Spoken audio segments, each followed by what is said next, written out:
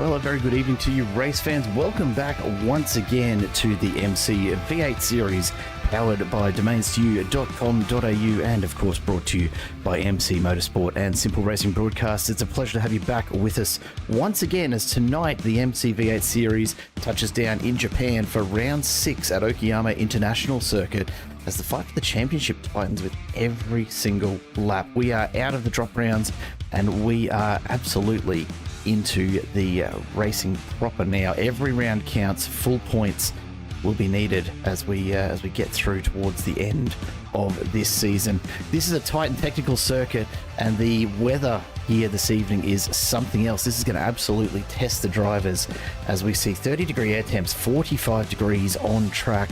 It's going to be a slippery and slidey kind of affair here with these Gen 3 V8 supercars. A sprint round this evening means we do have 3 races to go through tonight, 17 laps apiece, with reverse top 10 grids for races 2 and 3. The standard fuel tank limits apply. It's going to be a very, very interesting one. My name is Jared Cole. I'm joined in the booth again tonight by, of course, Dean Biggles-Hopton, who'll be back with us in just a moment as he gets himself settled in. Let's take a look at the championship standings before we go and take a look at this evening's qualifying. And so far, it's looking a little like this. Would you believe, at the end of the drop rounds, Thomas Hins and Brett Loxton, the two Team Jinx Shifters entries that have dominated this season, tied for first place with 3 rounds to go, 1,128 points apiece, with Will Buchanan from Revolution iRacing just 7 points behind. This is an incredibly close championship battle with just these last 3 rounds to go. Thomas Wilson not far off the back at 1,040 points, but Ryan Palmer and Jamie Dyke are still right there in at 1,026 and 1,020 points respectively. Don't count anything out just yet. With 300 points on offer every single round for the winners, there's every chance that Hins, Loxton and Buchanan may not be finishing in the top 3, but still plenty of time to go, both in this evening's racing and, of course, in the rest of the season. I'll just check in. Biggles, you're back with us?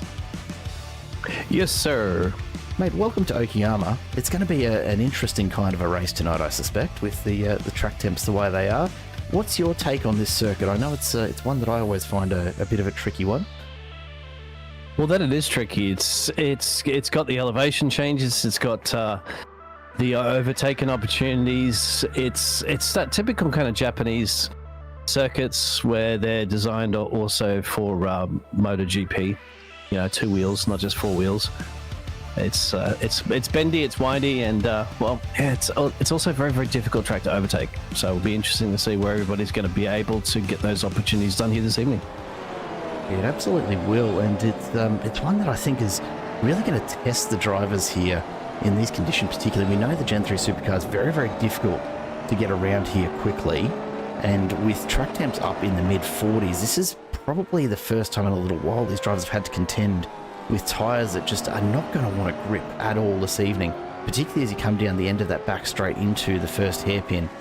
It's a great opportunity to make an overtake in the Gen 3 supercars. It's also a phenomenal opportunity to get it all sorts of wrong and slide off into the wall. So I am predicting at least one safety car tonight. The only question is when that one will make itself known, as Seth Stevens crosses the line, improves his time and slots into 14th. His quickest so far. A couple of the other drivers out on track are looking to improve. There's Trev Mortimer from Road Racing Australia, just making his way around the back and forth hairpins before those last couple of turns and back onto Okayama's main straight. A little bit in the grass there. I don't know, that's not been a tactic on iRacing for a little while, Biggles. You may recall, well, we're talking a good couple of years ago now, but for a time there, the running of the tyres on the grass was actually the way to get your tyre temps down. Thankfully, they've corrected that.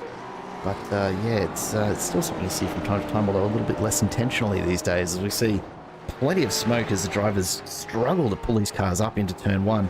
Again, the extra temperature in the tyres is going to make it very, very, very hard to get the braking done at the end of these straights.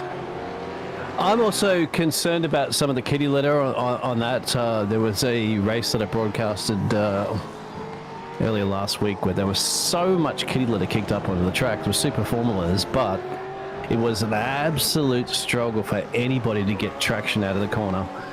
In real life, they would have basically maybe not red flagged it, but maybe Ray double cautions or run under a safety car there so they could sweep it all out. But unfortunately, as you know, in iRacing, they don't have virtual marshals on the track there to sweep it all off. So it'd be interesting to see if there's a bit of kitty litter kicked up on there and they're going to apply the power there and see the cars go whooping around.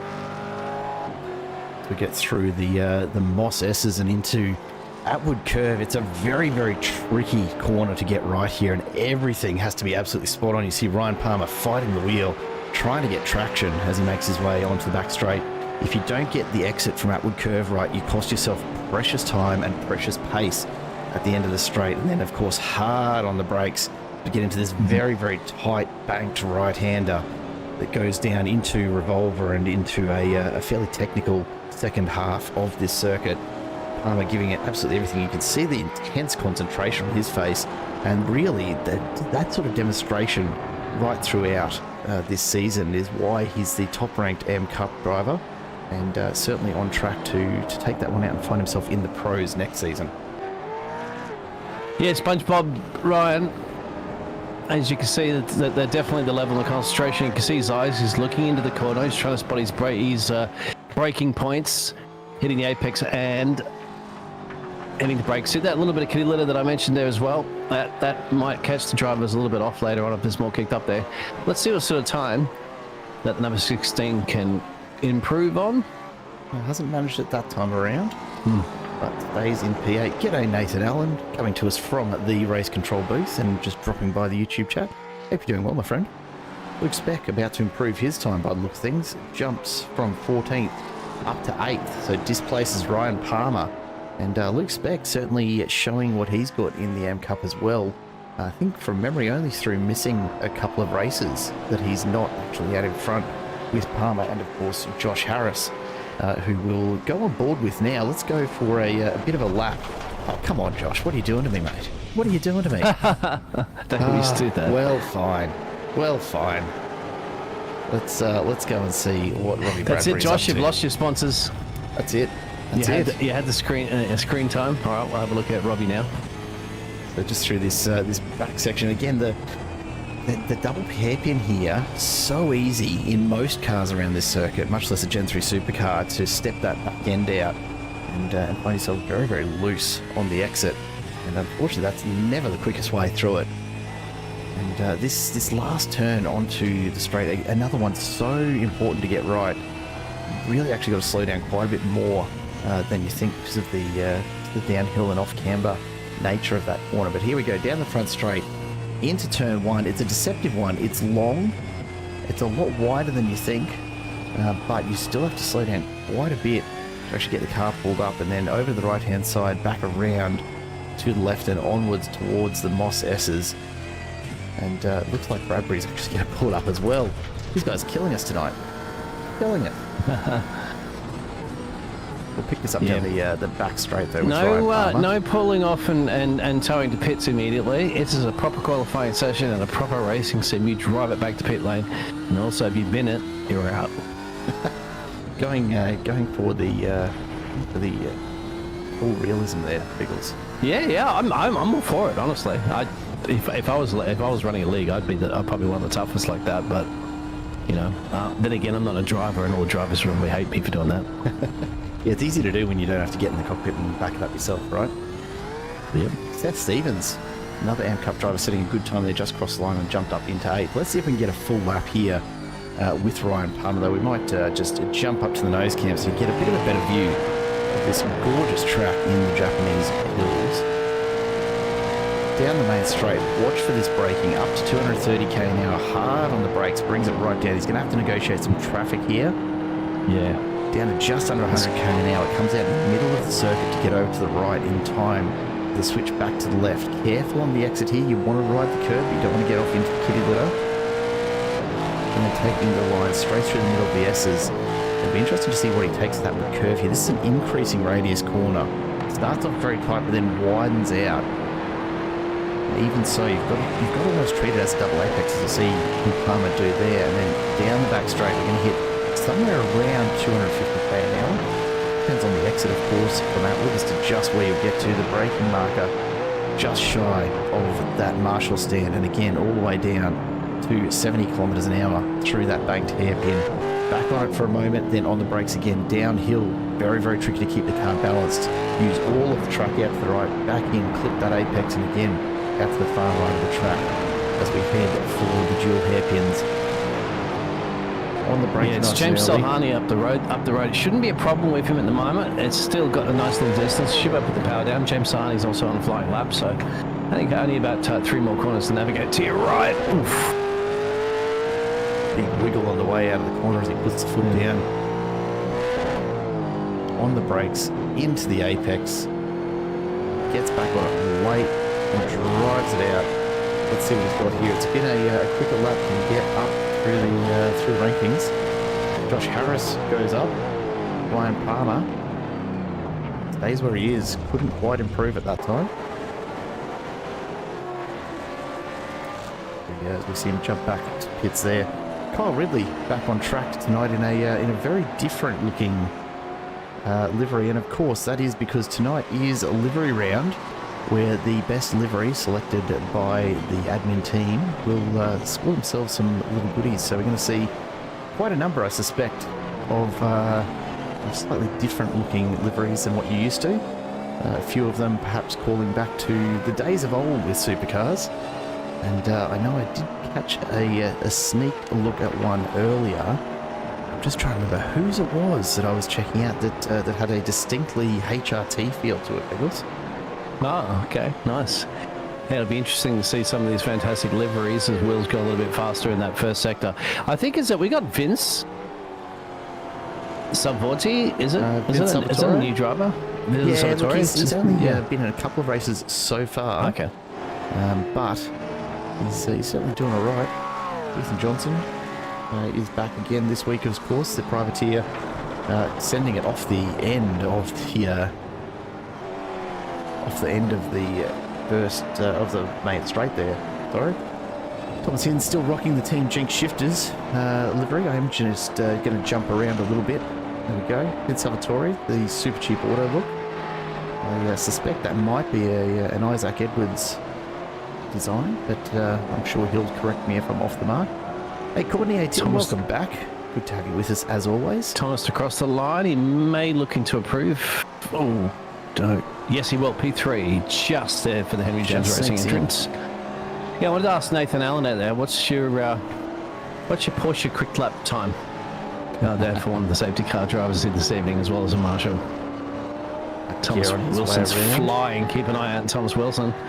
Fastest first sector, personal best, sectors 2 and 3. Finish this though. There's the question.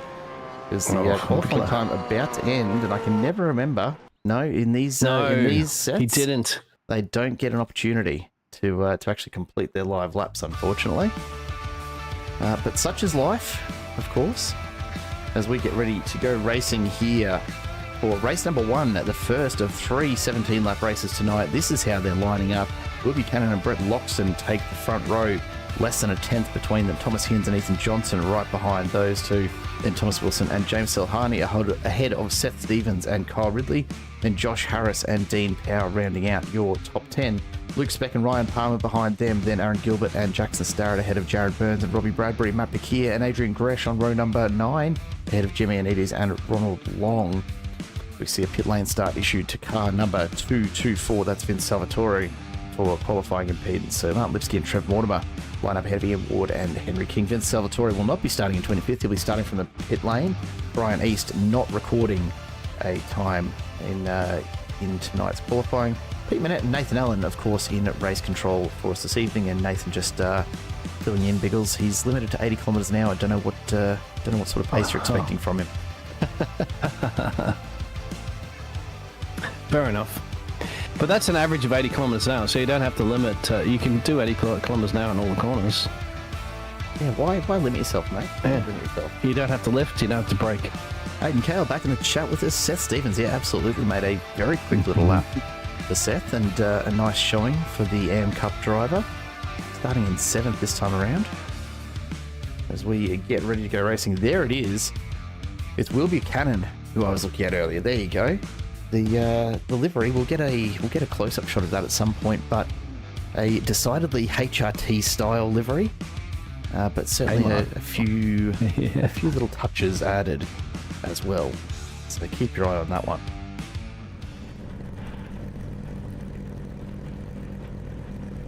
Toby just checking in. Seth makes him feel fuzzy inside. I want to speak to your doctor about that, mate. That's probably not healthy. Tim, we could potentially get some live commentary from inside Josh's car tonight. It'll be something we might drag him in if we do find ourselves with a safety car this evening, as we get ready to go racing. Just another 40 seconds or so before it's that time, folks. So settle on in. Make sure you've got your drink handy. We're getting ready for 17 very, very quick laps here at Okayama. And of course, we'll be straight into race 2 immediately after. No warm-up in between race 1 and race 2 in these sprint rounds. We won't even have time, generally, to check out the results, which is always an interesting one. All replays. All replays for as well, too, at the end. So we'll take a bit of time between race 2 and 3 to look back at both sets of results. But that is the nature of these sprint rounds. It is a sprint for everyone and in every single way, as we get confirmation that all the drivers are ready to go. Vince Salvatore, of course, starting from the pits.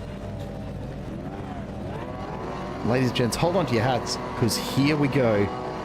Under starters orders as the lights come up and we are away at Okayama.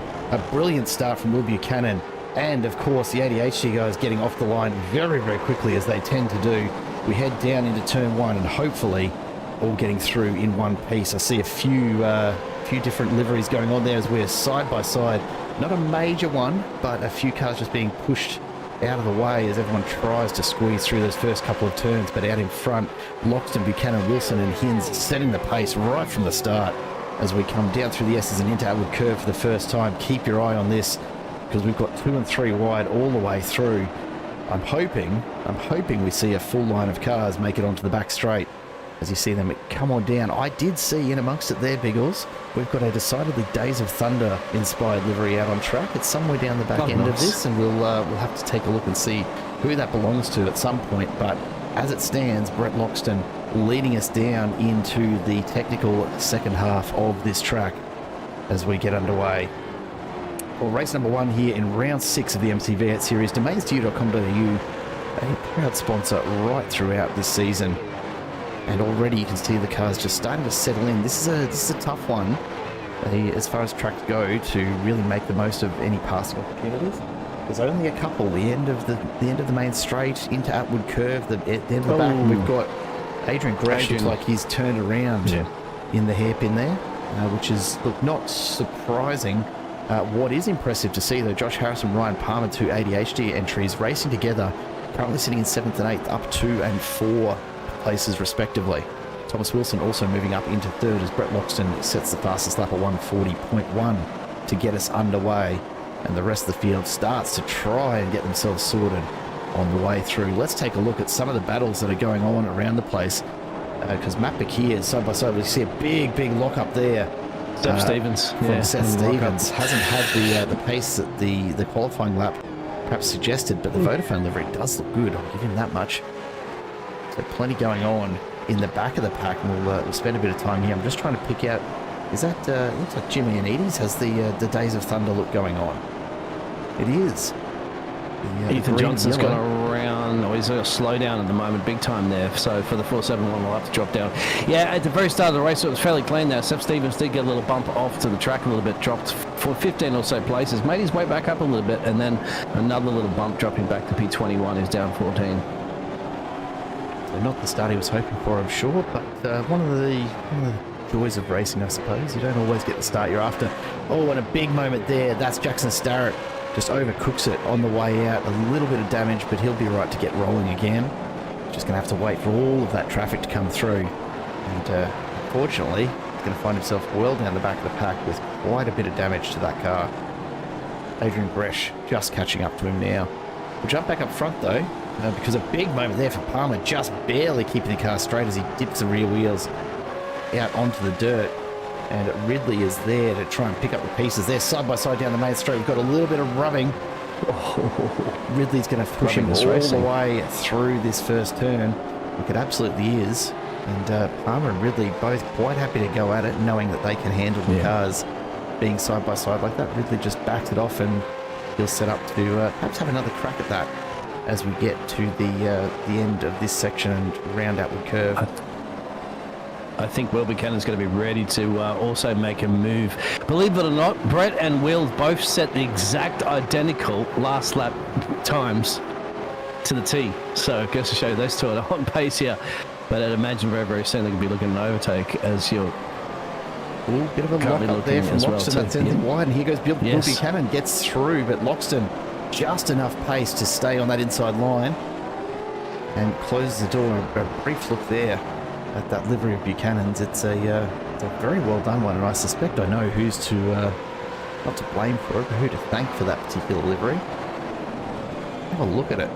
Very, very HRT inspired. But certainly a very original bit of work, and that one gets my early vote for livery round, mate. I don't think we're going to see anything else that quite tops that. It's the Jared seal of approval. It does. It's not hard to get, mind you, but it does get it. Meanwhile, further back, Ethan Johnson now getting into it. He's right on the back of Robbie Bradbury, who's sporting a bit of a different livery from the usual. A bit of contact there on the way out of the corner. And here comes Burns to capitalise on that. He's going to try and just push up through the middle of the two. Wide. Not where you want to be. That's bit contact. of contact. Yep.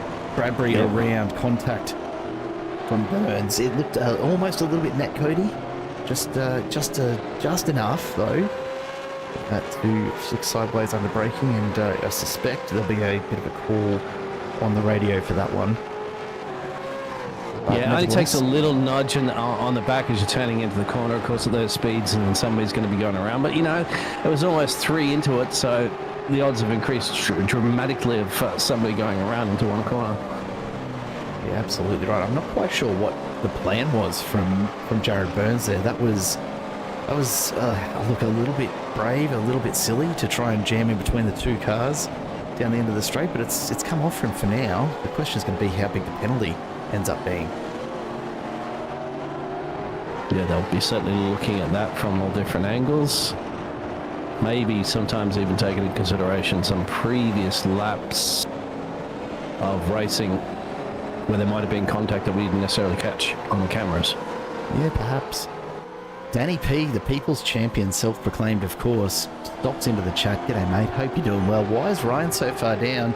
And why is Josh in front of Ryan? Look, it might be a strategy, or it might just be a matter of Josh having the pace. But both of the drivers... They're not so far down. Yeah, it looks 3 and 5 positions gained. They've both moved up from where they started. Yeah. The better question is, why didn't they qualify better, Danny? That's probably what I'd be asking, as we see Ethan Johnson look to the inside of Jared Burns. Sticks the nose in there. Burns is going to have the inside run for this next turn, though. So they're going to swap back and forth on your timing tower with less than a tenth between them. They are side by side. Luke Speck in the background, just waiting for this to go wrong. So far holding it together, though. Ethan's on the back foot, as you'd mentioned there, because he's 8 positions down after a little bit of contact earlier on lap 2. But no doubt he's going to try to fight his way back up into the top 10 as we're approaching well, not halfway yet, but getting close to halfway through our first heat race of 3 that you mentioned at the top of the hour. Goes very quickly here as we see Kyle Ridley has a big moment as he tries to get the power down to put a move on Ryan Palmer. Palmer just struggling for pace at the moment. Josh Harris looking fairly comfortable. Palmer a little bit off his game, perhaps.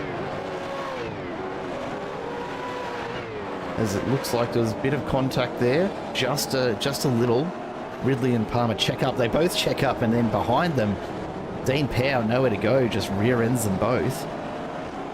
Not quite sure what happened there. That was a bit interesting. I think Palmer maybe, I don't know, trying to get going again after he got pushed sideways.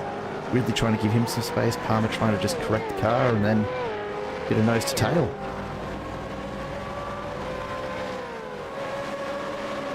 This happens. It does. We see Ethan Johnson now having another crack at this. Looks to the inside of Burns once again. Didn't work last time around. Big slide on the exit. Look at him hold that tail out. It's It's not going to be the quickest way to get through, but it certainly looks good from our perspective. He is right on the tail of Burns' Mustang as we get towards Atwood. Burns holds the middle of the track. There's contact there, not surprised. Oh, he laned it up, actually. Bumped it straight back into him. Back up. Luke Speck to here steer to it pick up. up the pieces. Yep. Yeah, we've got to know about that one. That's, I reckon Johnson probably had enough of an overlap there that probably should have been left a little bit more room. And anyway, Well, I it think is that's probably difficult to worked out. overtake here. As I said, you've really got to get your nose in there, and you may get it chopped off a couple of times, but that's the situation. Of course, you want to try to cleanly overtake, but at the same time, allowing drivers space is difficult when you are defending. Have a look at the front end of Ryan Palmer's Camaro, just squirming under brakes. Really struggling to pull that up. Ridley's putting a lot of pressure on him. Meanwhile, Josh Harris has, 3.5 seconds over these two. Looking very, very comfortable and continuing to drive away. Out in front, mind you, Loxton and Buchanan still going at it. Not too far behind them, Wilson and Hinz as well. So not a lot of change here, but the top four happy to just continue battling it out. A little bit of back and forth, but not much in the way of positions changing. Will Buchanan has, of course, lost his position since the start of this race. He's looking to get it back, but Loxton just controlling the field at the moment. Yeah, you mentioned at the moment currently 40-degree track temperature. Yeah, it's a little bit slippery out there, in case we hadn't noticed already. 10 laps to go after this one, so it's getting away quickly. Thomas Hinz looks for the opportunity. Can't quite see it just yet, but he's just making sure that Wilson knows that he's there.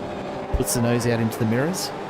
Tries to apply just a little bit of pressure in the background. James Salhani from SLM Motorsport is in amongst as well. Ian Ward now involved in this side-by-side with Ronald Long, with Bradbury right behind them. He's looking for that gap up the middle. Ward cuts across the front of Long. Bradbury's going to go around the outside. A little bit of contact, a little bit of bumping. Trev Mortimer's got to be careful not to get caught up in this if it does go sideways. And Seth Stevens now in the background looking for a way past Mortimer. Ian Ward, meanwhile, gets a little bit of a breather as these four fight it out. Seth Stevens makes the move past Trev Mortimer, so he's back into the fray as well. Yeah, good overtake at the moment, as you can currently see from Seth Stevens there in the Vodafone-ish livery. Vodafone-ish is definitely the term, isn't it? Esque, Vodafone-esque. Yeah. It's definitely ish. And the flashback. That's good to see, though, isn't it? I do like the classic liveries being remade for these newer cars.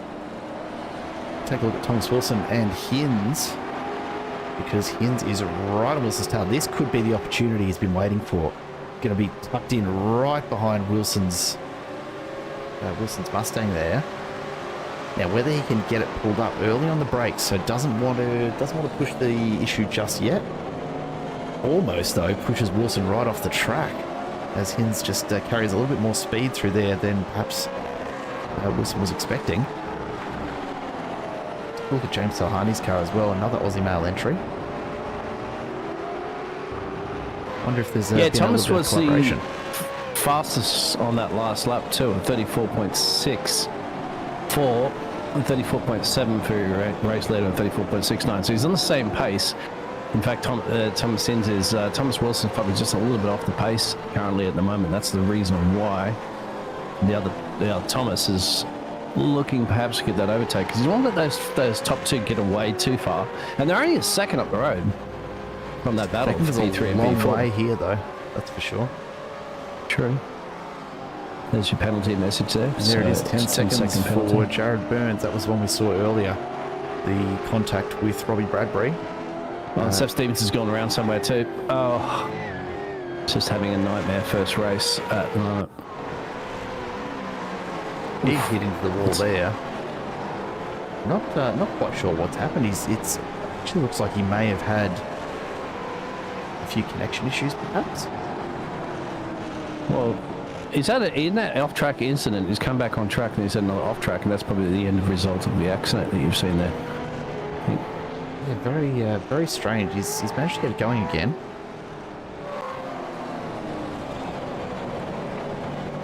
But yeah, certainly not the race result he would have been hoping for here in race number 1, I suspect.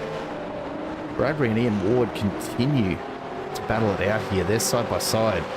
Nothing to split them as they go down the back straight. Bradbury's going to have the inside. Ian Ward can brake perhaps just a little bit later, but he actually gets on it fairly early. They're going to go side by side through here. Bradbury gets the advantage of the banking. Ward, though, is going to try and hang in there. Can't quite get there. Toby just confirming that Seth's wheel has disconnected mid-corner, which, yeah, would absolutely explain that one. That is unfortunate. Fanatec, is it? I'd be willing to bet that it might be, given the prevalence of that we've seen so far this season. Yeah, it's not the only league, of course, that happens across the board. Probably in most leagues with 30 or so plus drivers, somebody's going to have a wheel disconnect. It's usually inevitable, if not VR sometimes as well too. I'll tell you what, that top 2 is turning into a top 4 because Thomas Wilson's now got it down to 6/10 of Will Buchanan. So this is going to be a nice little 4-way scrap for still the bragging rights of winning, in our first heat race. So let's hope that's going to pan out that situation. Yeah, Wilson and Hins, they haven't been slowed down at all at the moment. Despite battling it out between each other, they are working together fairly well to try and reel in Loxton and Buchanan. You see Hins again, very, very close. He's got that corner down. Here comes Jimmy Anides going side by side with Henry King. So he gets into the Days of Thunder mentality and starts to push down the inside. Anides is going to have to be laid on the brakes here.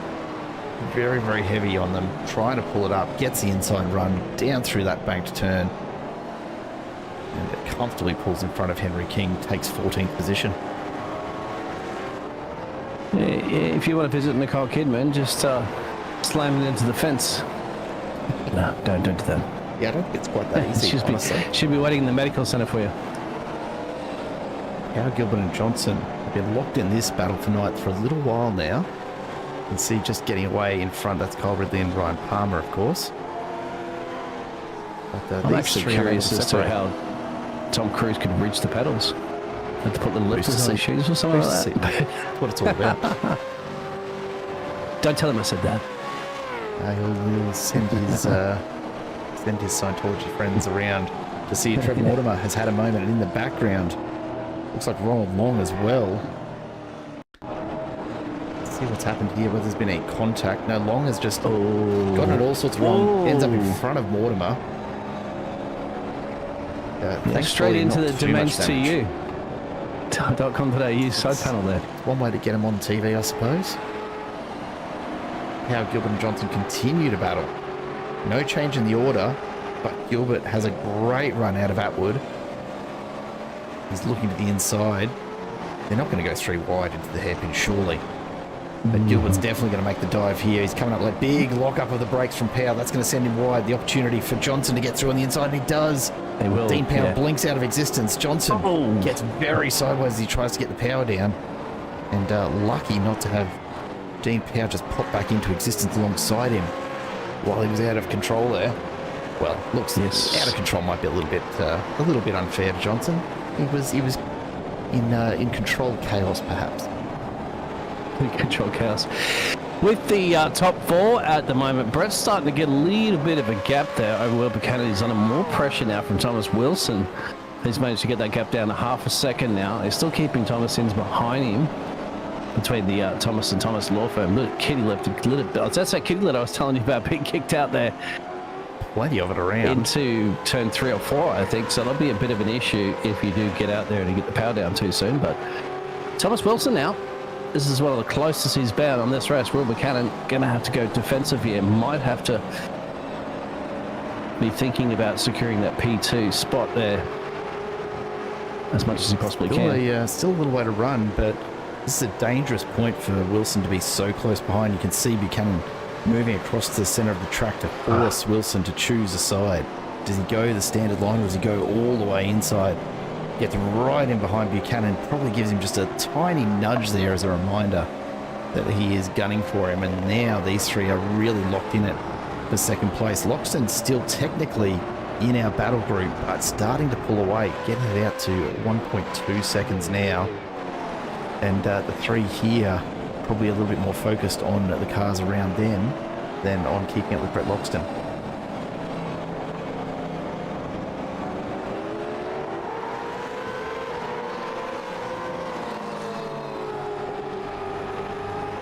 Wilson's got on the exit of this final turn. Thomas Hins, don't take your eye off him either, because he's got plenty of pace, and certainly Wilson can't afford to let his reflexes slip here either, because Hins is waiting to pounce. Buchanan pulls it up. Wilson right there with him. Thomas Hins goes into the turn as well. Brett Loxton continues to just ever so slightly accelerate away from these three. As we jump back to Ethan Johnson, who's still on Aaron Gilbert's tail, still looking for a way past.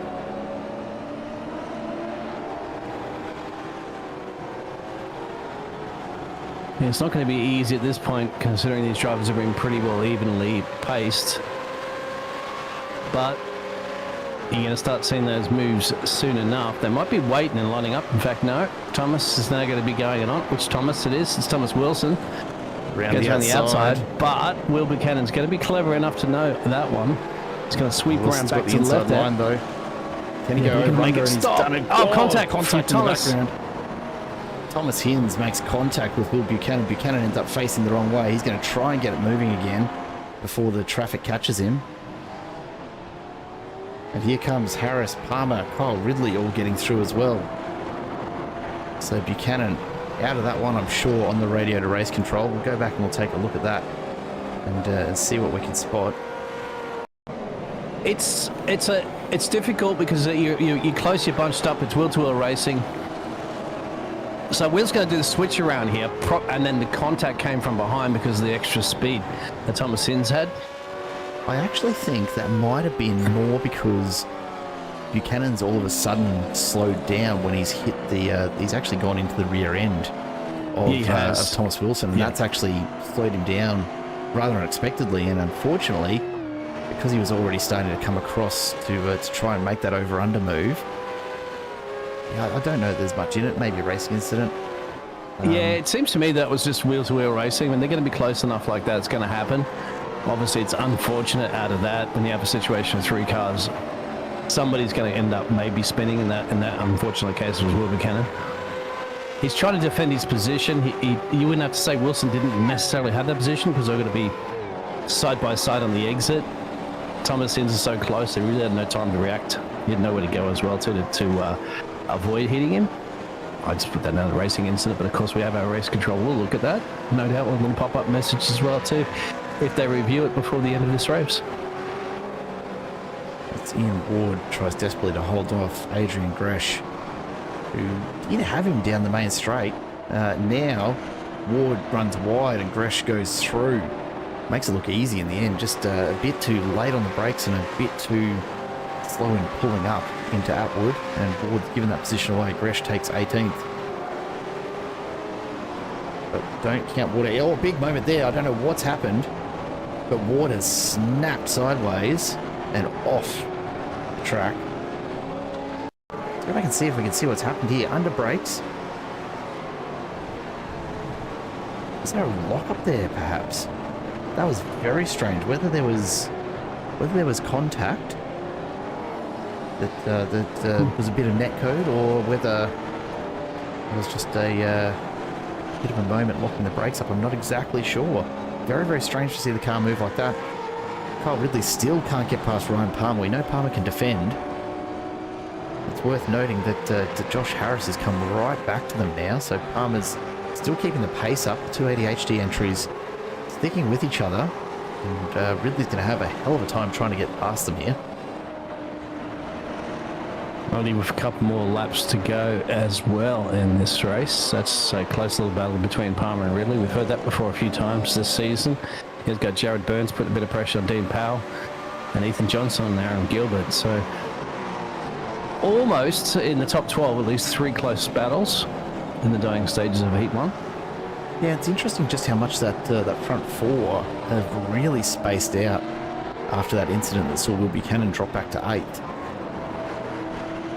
It really just took a lot of the fight out of them as they've all calmed down, I suppose, and now just starting to look towards surviving this race and trying to maximise the points. Palmer a little wiggle on the exit there again. Ridley can't go anywhere at the moment, but he's going to stick right on the tail. Yeah, and it hates me to see. Well, it doesn't hate me to see, but it burdens me to see that the top 4 are all Fords. So there's hope yet for Harrison Palmer if the top 4 do have those renowned engine issues, hey? Not long enough, unfortunately, for the race. Nor are they going to be revving it on the high. I mean, at high revs for a very long period of time as well too. It's only one really long straightaway here, of course, the back stretch, and then you'd say the front stretch isn't really that long to blow up a Ford. Ridley's really struggled to get the power down this time, and 2 ADHD cars pulling away there. Catches them up through Atwood. Again, they extend, and Ridley just can't keep with him though. He's really struggling with the traction. The temps on track here still fairly high. You see both the ADHD cars struggle to pull the car up into the hairpin. And you can just see, look how much the rear end on this Mustang kicks out every time Ridley gets on the power. Just cannot get the power down in these lower gears without the rear tyres starting to squirm. And that's not something we've seen a lot of this season. The track temps just haven't been quite as high as what we've got here tonight at Okayama. Email there, 132884. I'm going to call it right now, see if the number still works. Yeah, I'm going to call the number and find out if it works. Yeah, I don't think they do anymore. We enter the final lap of race 1. Brett Loxton comfortably holding the lead over Thomas Wilson for the moment. That's a lap on board with Kyle Ridley in the SLM Motorsport Mustang. You can see Will Buchanan starting to latch onto the back of these, just hoping that maybe he can claw back even 1 or 2 more spots before this race is done. Right now, Ethan Johnson in the box seat for the reverse top 10 in race 2. And Gilbert looking likely to line up alongside him. Now, the real question is, are we going to see Harrison Palmer battle it out here? Wouldn't be the first time that we've seen them go to toe-to-toe. If they do both finish while battling, it'll be the first time we've seen them manage it without taking each other out, though. First times for everything, I suppose. And if I was Ethan Johnson, I'd probably stay in that P10 position, give him, but I don't know if he's going to be able to do that. At least if he does get Aaron Gilbert, he will be on the front row. Well, it's not looking great for his ability to get past Gilbert right now. Throwing everything he's got at it, but can't quite get there. Meanwhile, these 4 are still going at it for 5th. Out in front, race though, leader's about to come around. Very comfortable in the end. As Loxton crosses the line just ahead of Thomas Wilson and takes the win. Thomas Hinds a distant 3rd. James Salhani not too far behind, but then look at the gap, 11 seconds back to Josh Harris. Here they come. And in the end, Harris has actually held off Palmer, which is a pretty impressive little effort.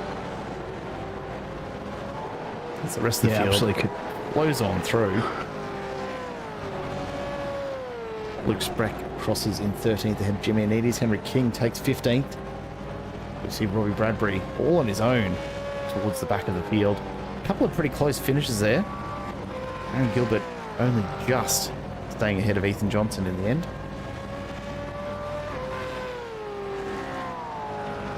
As we wait for the rest of the field. Look at this, a big moment as Adrian Gresh tries to get the exit. Almost goes into the wall in doing so. Still finishes in 23rd. Vince Salvatore across the line in 24th. Jackson Starrett and Ronald Long, unfortunately, a long way behind as we finish off race number 1.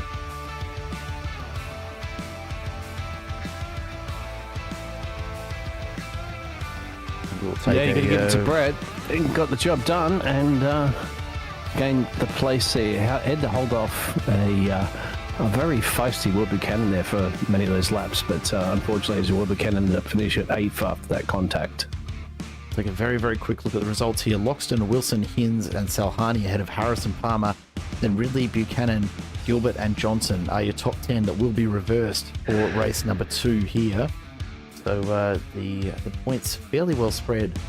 Harrison Palmer continuing their domination of the AM Cup.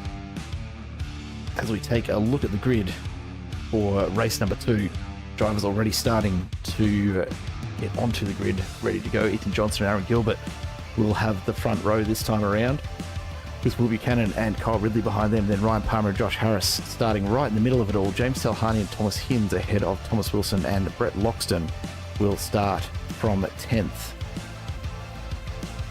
We take a look a bit further back through the grid. Dean Pound, Jared Burns on row 6, then Luke Speck and Jimmy Anides, Henry King and Robbie Bradbury alongside each other, row 8. Matt McKieran and Martin Lipsky will then line up on row number 9. Trev Mortimer and Brian East rounding out your top 20. And of course, Ian Ward and Seth Stevens behind them, then Adrian Gresham, Vince Salvatore, Jackson Starrett, and Ronald Long finishing at the back of the pack for race 1. Will be starting there for race number 2. Pete Bennett and Nathan Allen, neither called on for now to get out on track in the safety car. Yeah, will we see it? Will be the question, because pretty clean race, you'd have to say, for the first heat race. Just a couple of little minor contacts, but no major incident that would be a track blocker or something to justify bringing out the Porsche. Yeah, nothing just yet. Nothing just yet. But still, look, we've still got 34 laps across 2 more races to go. I'm not going to count it out entirely at this point. Take a quick look at the weather. The track temp has come down a little, which the drivers will be thankful for, down to 37 degrees after we started at 44, but still relatively warm. It's not a hot track anymore, but it's going to be enough to still be able to cause issues if the drivers aren't careful. I might cool down as we go into the evening here, but no typhoons that you have here in Japan. Not and tonight, what at I do least. love about Brett Loxton's car as well too is that if from the onboard you can actually, he's got the jinx shifters for the team jinx shifters, but facing the driver rather than facing forward, which is I don't see that from many drivers doing that in livery, so I like that. I'll have to have a look at that in a moment, I suppose.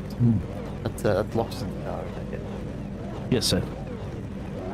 Very And race winner of Heat 1, who will be starting in that P10 position, of course. As we get ready to go race again, Ethan Johnson and Aaron Gilbert on the front row. They'll be looking for a good start here. As we get underway, watch the ADHD cars, because there is the jump from Ryan Palmer. Immediately gets underway. Bit of argy-bargy in the background. We see the ADHD car up the inside into Kyle Ridley. There's a He's got spin. all sorts of issues everywhere in turn 1. Cars off all over the track. Kyle Ridley, James Salhani, sorry, getting caught up in that in a big way. I'm not quite sure how that's happened for Ryan Palmer, but we're going to go back and have a look at it. Have a look at the pack he now finds himself in after that great start. Robbie Bradbury has a meatball. Jared Burns with the black flag. Oh, somebody's off completely into the fence as well too. That's Bradbury. Bradbury, I think. Just went. Oh no. Robbie Bradbury was sideways there. Yeah. That's a start and a half. That is. Bradbury will be needing to get back to the pits. I'm not sure how Jared Burns has picked up that black flag. It looks like he must have jumped the start. About the only thing I can think of. But here we go. Kyle Ridley now in amongst it. And gets around the outside of Thomas Wilson. This is going to be a tough one to hang on to. We are straight into it for race number 2. No calm forming of race lines here. Everyone knows that they've got to get moving pretty quickly to get the passing done here at Okayama. Ridley finds himself on the outside, just closes the door in time to stop Burns coming through. Burns has had a big moment in the background. He's gone sideways, finds himself off in the grass. Thankfully, just gets it back up and running. Ethan Johnson out in front, meanwhile, has stayed very clear of this, and he'd be pretty happy to be out there right now. Yeah, Robbie got going, so that's no problems. Ooh. Yeah, Robbie went to turn his steering wheel right, but the car went straight, no steering whatsoever. He was steering it right, but something must have been damaged on his steering wheel, and that's the reason why he went off into the fence. You're seeing some more contact at the moment. Contact there from Ianides, and looks like Dean Powell who's backed it off to redress, and thankfully for Ianides, he hangs onto his spot for the moment, but here comes Salhani at pace with Seth Stevens right on the tail. Ianides goes wide. Salhani's looking up the inside, has to brake a lot harder. Ianides goes out the outside of that curve, uses all the space available to him, gets the power down. You see the car slide on the exit, and he's going to retain it for now. He's got 3 cars in very, very close proximity behind that he's hoping are going to get caught up in this. Seth Stevens looks to the inside. He's going to force his way through past Salhani, picks up the spot up into 9th now. Yeah, Deepak looking in the background as well to see if he can get past Salhani. And he can't quite do it there. He's just applying the pressure. He's got Luke Speck in the background for the Sideways Esports entry, also looking for pressure. That's great midfield squabble at the moment. Ian Ward also had a moment and was crashed off track somewhere as well too, as in pit lane. Got a few things to go back and take a bit of a look at here. And I think we'll start with maybe Robbie Bradbury's. Was it Robbie Bradbury or Jared Burns that had the well, you have to see if Thomas gets that overtake on Aaron Gilbert, which he does, as you can see in the pictures. So it's Thomas up 5 places for our championship leader currently at the moment. Ian Wood with some repairs to get done there. Now I believe it was Jared Burns that we thought might have had the jump start there. We'll go back and we'll take a quick look at this one. Watch for the jump from Jared Burns, number 58 here, middle of your screen. No, it didn't look. Doesn't look like it. You can see up the road there. That was our race winner from race 1, Brett Loxton. He had a good launch off there, but he had to take that avoiding incident when you saw Palmer, wasn't it? Yeah, Palmer had a moment. Well, Palmer had a half spin moment. Yeah, but he got back going again. You see here. You can see him. He squeezes Ridley, who in turn squeezes Harris, and then with both of them having nowhere to go, they've gone into the back of Ryan Palmer, and he recovers, but then gets hit a couple more times. Ends up facing the right way, but gets absolutely mobbed and lost in a absolute sea of cars around him. He's actually lucky he got that little whack there, because it pushed his nose in the right direction there. So he actually got going without having to drop too many places. This is in P14 at the moment. Could be a lot worse. Could be right at the back. And we don't know how much damage he also copped on that one too. The other one that got caught up in that in a big way was Brett Loxton getting caught in it in a big way. And we'll see if we can get a bit of a shot, because I think he's actually he had a fantastic launch, but then that's where the car was, and he had to slow right down to avoid it. So that's his great launch. He really took 2 cars, I think, almost into turn 1. But you see nowhere to go there, and that's the kerfuffle. Up well off to the side and loses a lot of track position. Luke Speck gets lucky and gets a clear run, but Loxton, look, he avoided damage, so that's something. Well, that's to show you the mentality of some of the drivers sometimes willing to, made that track position off the launch, but willing to yield a lot of it just so that he can continue on with that race, which he currently is, as to be mentioned. James Sarney got back on Seth Stevens, but Seth Stevens up 12 places from the Team 15 with the crowd support out there as well, too, from apparently Toby and so forth. So Seth's still in it, P10. Biggest gainer in the field, too. A little bit of a nudge there into the back of Henry King. They try to just battle it out here for 14th, really. Although Loxton holding onto that field comfortably up ahead. Ryan Palmer starting to pull away from this one. It's King and Starrett side by side with Gresh right behind them. It's a question of who's going to give first. Starrett, the tyres out on the grass, very dangerous. There's contact. Starrett's going to get speared off to the side, manages to pull it up before going into the wall, gets it going again. He's going to have to get moving though, because here comes the crowd. Martin Lipsky, the purple Tulip Racing entry. Now that's a redress in the background there from Gresh by the look of things. Yeah. That's going to cost him quite a bit of position, but the right thing to do. You just see the sparks. Oh, a little deep into the corner, in those marbles. That's going to see a lot of cars zooming on by past you. I can get all that kitty litter off the tyres, get the traction down again. Fantastic battle. You can see from 16th downwards, really, at this point. But what you're seeing on your screens here is Bakir and front on the way into Martin Luther King, the purple Tulip Racing entry, and Jackson Starrett ahead of Trev Mortimer's grey Road Racing Australia entry. Adrian Gresh in the background with his teammate Ron Long, and right at the back, they make their way down towards the hairpin. Trev Mortimer just defending as best he can there against Gresh. And that's Ian Ward on the back of this. He's actually a lap down on this group though. But he is sticking with them. Now Ryan Palmer under attack from none other than Brett Loxton. Loxton up the inside. He's got the nose alongside. He's going to just force Palmer out wide. Palmer's going to have to regain here because he needs this inside line for the next two turns. And he's managed to hold it here, but Loxton has the drive out of the corner. Palmer drops in behind. He's not going to have the pace, but he's going to give it a good crack as they come down to the final turn. Loxton off into the dirt, and there's contact. Yep, he does hold on to it. So Loxton does hold on to it. He's going to be wanting to seek some revenge for that a little bit later on, and he will have some time if he can get back onto the pace. Well, I can't wait for the next chapter of that story to unfold in a few laps for sure. Best of luck to the stewards looking at that one. We'll have a look at see what's happened to Ian Ward. That's forced him into the pits. This is high speed into the wall. That's going to pop a few balloons. Absolutely will, and I think the front end of that car, unfortunately, taking most of the hit and unable to get it going again. So jumping to the pits and getting those repairs done.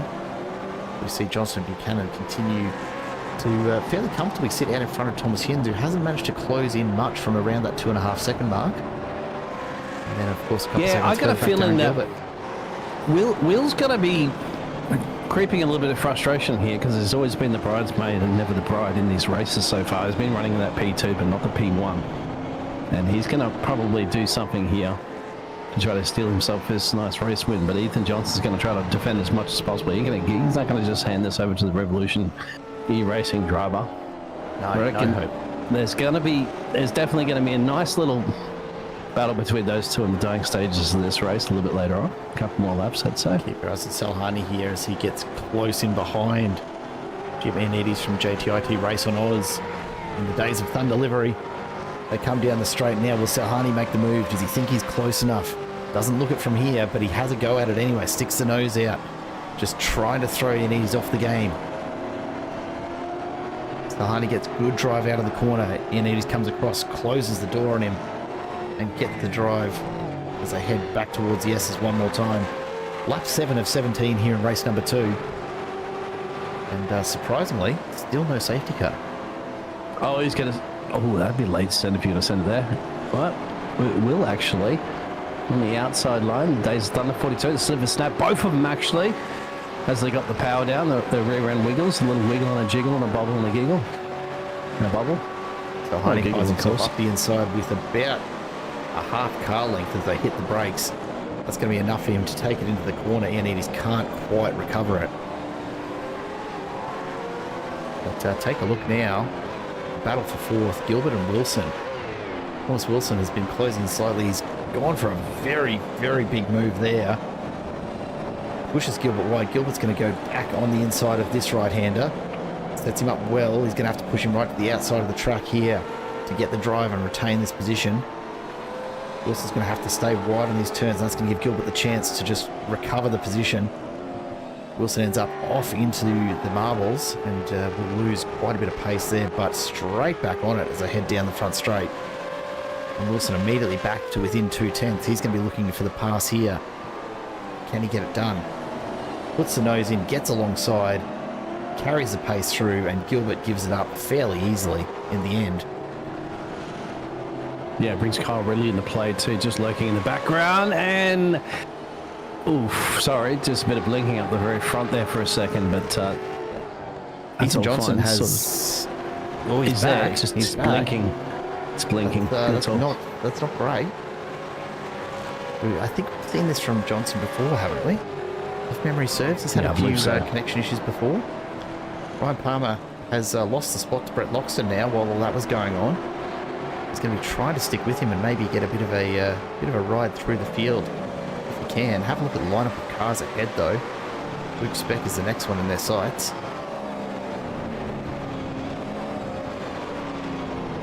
Eight of 17.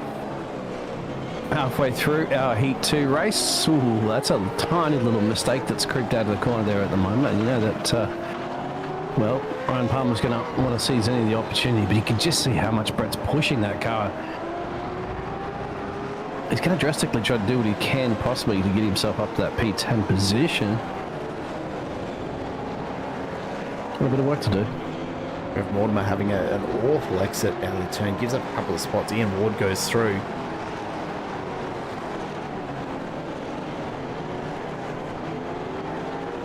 And then down the very back of the field, the battle for 24th going as well. Martin Lipsky just hanging in there with Jackson Starrett all over his bumper. Gets out of the way and Starrett rolls on through and starts to try and close the gap to the car in front. It's a long way though, 10 seconds from Starrett up to Salvatore. Seth Stevens, the big slide. He's putting the power down as best he can as he tries desperately to stick with Ioannidis and hold off Dean Powell. That was fantastic car control. It's a very, very easy spot to lose the rear end. And somehow Stevens has kept it pointing in the right direction. He's hanging in for 10th at the moment. But Dean Powell on the move, takes a look up the inside. You can see him just poking the nose out there. In the background, Ryan Palmer and Brett Loxton starting to close the gap to this group. Josh Harris goes through in 7th, the first through the hairpin. Yeah, we're going too wide out there, Kitty, that you can see.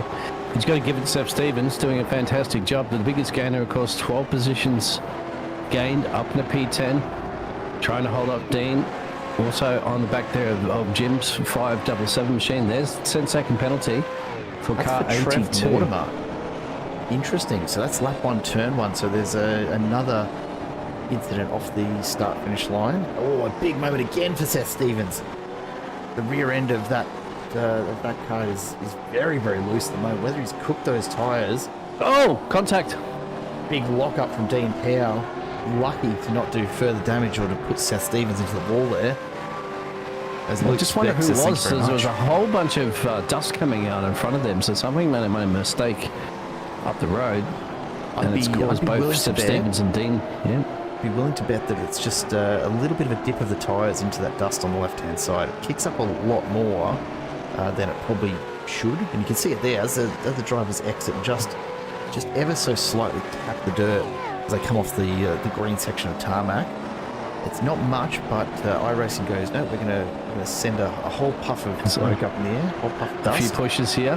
Yeah. Then now going for a bit of bump drafting. Bump drafting.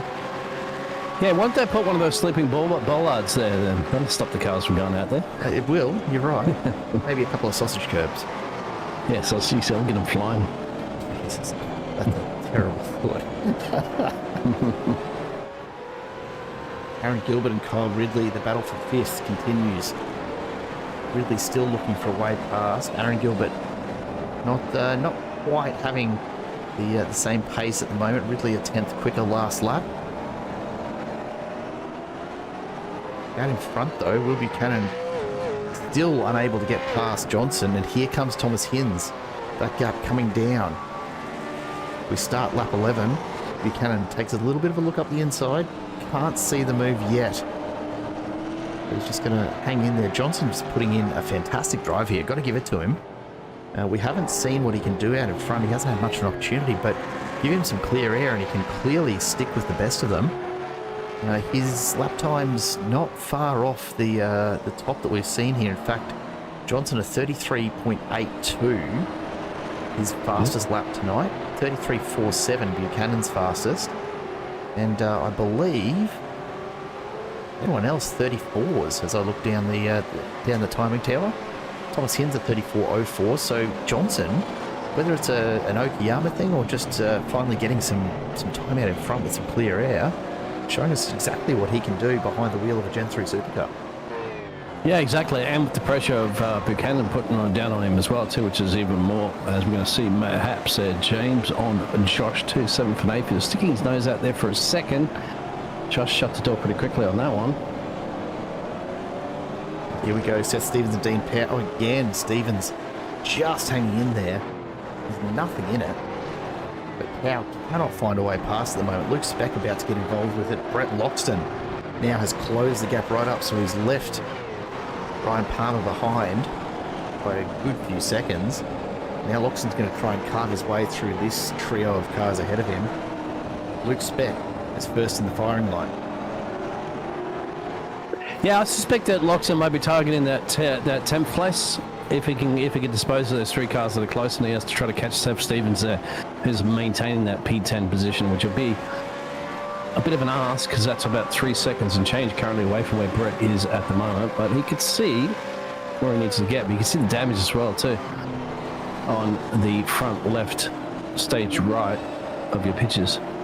Even with that damage though, last lap Loxton a 34.97 to the high 35s of this group. Seth Stevens actually a 36 flat on the last lap. So Loxton, even with the damage, he's almost a second quicker in this group. So if he can actually get a move done, and he's going to be looking for it at the end of the straight here, I'll guarantee it. If he can get through Speck, then he should be able to get through Powell and Stevens by the time the 17 laps rolls around here. And here comes Loxton down the inside. You can see the pace he's got despite the damage on the front end. He'll be late on the brakes. Flame from the exhaust on the downshift, heavy on the braking. Speck knows that he's outpaced here, and you see Loxton sliding it up and over the hill. He doesn't want to waste any time. He's looking for Dean Powell now. That's one down. Yeah, as I said, if you're looking realistically to target a P10 at best, you'd say, pending there's no incidents up the road. And that's realistic there, you'd have to say, for Brett Loxton. Yeah, look, I mean, it's not out of the question for him to start to try and track down, likes of Jimmy Anides and James Selhani further up, but it's going to be a big ask if he can't get past Dean Powell and Seth Stevens in pretty short order. But right now, though, Powell has his eyes firmly locked ahead, still trying to find a way past Seth Stevens. Has a big look up the inside. That's late on the brakes. He's looking for the advantage, tries to just throw Stevens off the game. Stevens gives him plenty of room, doesn't want to get taken out here, then moves back across, and that's cost them both time. Loxton closes the door a little further, closes the gap even. What's interesting, just to let you know what's happening at the front, no point in switching the cameras, this is a closest battle, but Thomas Inns has now reduced that gap down to the back there, Will Buchanan, so we might be looking at a 3-way fight towards the dying stages of that race for up at the sharp end of the timing tower. So, but for now, definitely keep an eye peeled on this one. There's a very hungry 209. Brett Loxton's looking to take that position away there from Luke Speck. Dean Powell Seth Stevens finally gets past Seth Stevens, but a big mistake there allows Stevens That's through. going to be contact. I don't know if there was contact there, but he gets shot right into Loxton's way. Now they're going to be 3 wide. Luke Speck gets out in front. Loxton's on the inside. They're going 3 wide through the turn. That's not going to work. There's not going to be room here. Dean Powell somehow stays relatively straight, but he's gone back a couple of seconds. Ryan Palmer's going to be battling him for that one. Brett Loxton hasn't gained a position there. He's just swapped to his chasing. He's going to have to get past Luke Speck again. And Seth Stevens gets himself a handy little second and a bit advantage. And as you say, out in front, the news is Ethan Johnson, Will Buchanan now getting caught by Thomas Hinz. So the 3 of them all sitting about a half second separated out in front. They come through upward curve once again. Buchanan looking for just a little advantage on the drive out and up over the hill onto the back straight. Thomas Hinz sticking right with him. Still nothing in it for the moment. Yeah, he's now caught him. One thing to catch, another thing to overtake. He's been the fastest man consistently in the last couple of laps, so he knows he's got the pace, but the problem is he's had clean air to do it. Loxton getting desperate, sends it very, very deep. He's going to have to go over under to make it past Speck, but he gets it done. Loxton is absolutely charging He's thrown caution to wind. He's given up on keeping these tyres in any sort of good condition. He's just thrown absolutely everything he's got at it to try and really set Stevens. A bit of a nudge along there from Luke Speck. Loxton definitely wants that P10 so that he can be back in front for race number 3. Exactly. You're on the money. I think he will. That's what he needs to target at the moment. You don't need anything else. There's a 2-second gap. I wouldn't be surprised if he doesn't put those banker laps now. He's got a little bit of clean air in. Another man's very much capable of it, so we'll see how that pans out there for the 209 Mustang driver. Harrison Salhani, meanwhile, unaware of it all as they get locked in their own little battle for 7th. Harris still managing to hold off Salhani for the moment. But Salhani all over the back of that ADHD Racing entry as they make their way down the straight. Salhani looks the inside. Harris drifts across just a little as he gets into turn 1. Salhani's not going to get it done here, but gets the drive. Harris on the inside moves back out across. Salhani's not going to get it this time. Yeah, these two have been at it for a chunk of this race. As you can see currently at the moment, Josh Harris not looking in his mirrors, focusing forward in the corner. As you can see, it turns into it. Brilliant camera work, of course, here from Mr. Jared. Harris looking fairly relaxed, you've got to say, considering how much pressure he's I under. see him crack open a cold one and have a sip while he's on the Got to stay hydrated, straight away. Got to stay hydrated. On the backstretch. Yeah. Salhani getting in close again. Look at the amount of debris on the outside of that turn. Iannides getting caught out in it. Plenty of drivers getting off track here, and Salhani, you can see just all over the rear bar. Josh Harris, who's staying cool, calm, and collected as best he can. Yeah, well, wouldn't Literally now be on a the great Harris time? bar. Yeah, right. It's written on the back of the car. You can't miss that. Wouldn't now be a good time to pull him in and try and have a chat to him? I think we might not do that somehow. And no, not the concentration. He has to keep those cars behind him. 3 out of 2 of them at the moment. They're James and Jim. Just 2 laps left. Johnson's still maintaining that lead over Buchanan out in front. Thomas Hinds right there with them. None of these 3 managing to find really even any extra tenths over each other at the moment. They're all still sitting with about the same kind of separation. So Yeah, and Buchanan Thomas can't has close it up. just had to back off now on that pace. He had to catch him because now he's caught him. I don't know if Will Buchanan hasn't had an opportunity. Ethan Johnson's done a fantastic job out front here at the moment, controlling this race. I wonder if there's anything there in Will Buchanan to try to steal. There's a little lock up there. Bit of a Back that moment. lock There up it might is, cost him. Hinds. Yep. Hinds goes through. Buchanan can't recover it. Well, he's done such a great job that one slip up, and it's enough, as we see Dean Powell and Ryan Palmer side by side onto the back straight as well. Palmer's on the inside here, so he should. He pulls up early, but a big lock up from Dean Powell sends him off into the kitty litter. Tell you what, the tyres are starting to show the wear now as we get towards the last lap and a half, and here comes Brett Loxton. 7/10 to Seth Stevens. Can he get there? Well, he's been working on it. Time's not on his side now, but I tell you what, he might chuck it in. Now you're going to be absolutely, risking it at that point. Is either going to be starting in P11 or he's going to be starting in P1. Loxton Next was race. 6/10 faster than Stevens on the last lap. He's got 6/10 to close here. This is going to be very, very close. We'll keep an eye on this battle because Loxton getting back to the front in race 3 is absolutely crucial for his start and for his result. You'll want to see Hinds and Wilson well behind him on the grid to maintain his lead in this championship. Seth Stevens is no slouch to get past, of course. The biggest gainer in this race, 12 positions up. He's not going to just open up the door and say welcome. No, absolutely not. Buchanan's dropped right off the pace. He's had another moment. He's now 3 seconds back. Yeah, he's going to be settling for that P3, I'd say, in this one. Just keep it on the track there and Loxton down to fight 2/10 for the next race. Yeah. He's not going to get it done at this corner. It means he's really got one last corner to get it done. There's not much of an opportunity. Oh, it's a slide! There it is. Stevens locks it up off the track. Loxton gets through to 10th. Stevens has done such a fantastic job all race, and unfortunately, just asking a little bit too much of the tyres there. Brett Loxton goes through into 10th. Seth Stevens still going to have a great result. Unfortunately, he will. I just wonder if that was a little bit of pressure from, his race engineer saying, there's a very fast Brett Loxton coming, and that gets into your head as a driver sometimes, doesn't it? You start looking at your mirrors and start seeing the car. Unfortunately, might have missed his braking point, but got a little bit too deep into it, and therefore have to allow Brett, who's coming back actually to start this race where he started at in P10. Josh Harris holds on for 7th over James Salhani, Jimmy Anides. A big moment, but doesn't give it up to Brett Loxton, who still comes home in 10th. Seth Stevens, 1.5 behind in 11th. Still a great result. A second over Luke Speck behind him.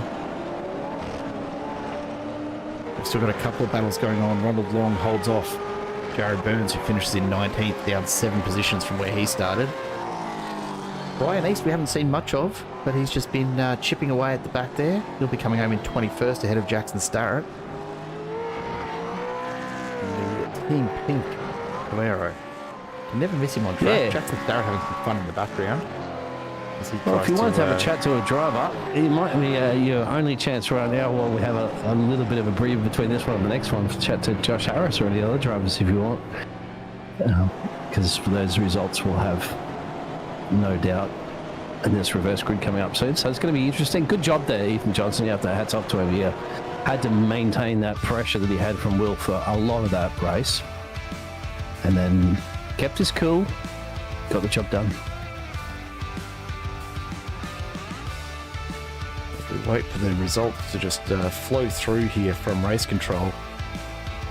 This is how we looked in race number 2, the consolation race officially. Although all the drivers involved, Ethan Johnson takes the win and the full 100 points. Thomas Hinds, 97 points towards his championship. Will Buchanan takes 3rd ahead of Thomas Wilson, and Kyle Ridley, a great finish in 5th. Aaron Gilbert in 6th ahead of Josh Harris. James Salhani manages 8th. Jimmy Anides comes home in 9th. Brett Loxton sneaks in the 10th spot. And Toby, yeah, look, mate, Seth Stevens, a fantastic drive. Up, 12 positions in the end, I believe? And a great result for 11th. But yeah, unfortunately, just one shy of getting the advantage of the reverse top 10 grid. Luke Speck and Ryan Palmer in 12th and 13th ahead of Dean Powell, and Adrian Gresham, Henry King and Matt McKeer finishing ahead of Ronald Long. Jared Burns and Trev Mortimer rounding out your top 20. As we take a look further back through the field, Brian East in 21st, Jackson Starrett and Lipsky 22nd and 23rd respectively. Then Vince Salvatore, the last of the drivers to finish on the lead lap. Robbie Bradbury and Ian Ward further back in the field. Of course, Ward suffering that damage early on, and there was really no coming back from that, unfortunately. Apparently Toby says plan C. What plan C is, but... yeah, I've got to know C now. for charge. What is plan C? What is plan C? No, it's like those Formula 1 games that they play, isn't it? Like plan A, plan B, plan C. We might actually grab Josh Harris if he's available. We'll bring him on down, and I'm just curious to ask a few questions of him about the track conditions. Josh, are you with us? I am, mate. How are you? Doing well, mate. Doing well. Welcome to the booth. Always a pleasure to chat to you while you're busy racing. I just wanted to check in and see how the track conditions have been. I know it's been a bit of a hot one out there, and it certainly looks like it's testing the tyres tonight. Yeah, it is. That second race was much better than the first. I was pretty glad to get out of the car at the end of the first race there. The last probably 3 laps in particular really... the tyres really gave up on me, but that one they held up a little bit better, and I've just had a look. We've dropped temp again. It's 5:20 sim time. Maybe a 5:30 sim time race start, maybe another couple of degrees out of it. This last race should be pretty quick, I think. Well, it'll be an interesting one to see. Any predictions, mate? You've had a pretty solid couple of results so far, as has your teammate Ryan Palmer, although he did his best to send you off the track there in turn 1. Off the start line. Yeah, that was a bit of a shame. I got squeezed on the start. I thought I had a really good run and got squeezed all the way over to the grass, and unfortunately I just locked up in the grass and clattered into Kyle Ridley's door, and then You know, and then he clattered into the back of Ryan, and that started off a bit of a chain reaction. But you know, disappointing for Ryan there to get spun off something that involved me, but that's not unusual, unfortunately. But yeah, no, a couple of good results. You know, it'll be another fast race. I'd like to stay in the middle of the 10 again. You know, we have a look. We got fast guys coming. You know. Coming in this race, and Brett Loxton snagged 10th in that last race after getting caught up in that start. So he's off pole. I would suggest that he'll run away with the win. Yeah, you'd have to think so. Josh, thanks for dropping in, mate. We'll let you get back to the team, and we'll keep an eye out. Thank you very much. We'll chat to you Have a soon. good night. Thank you.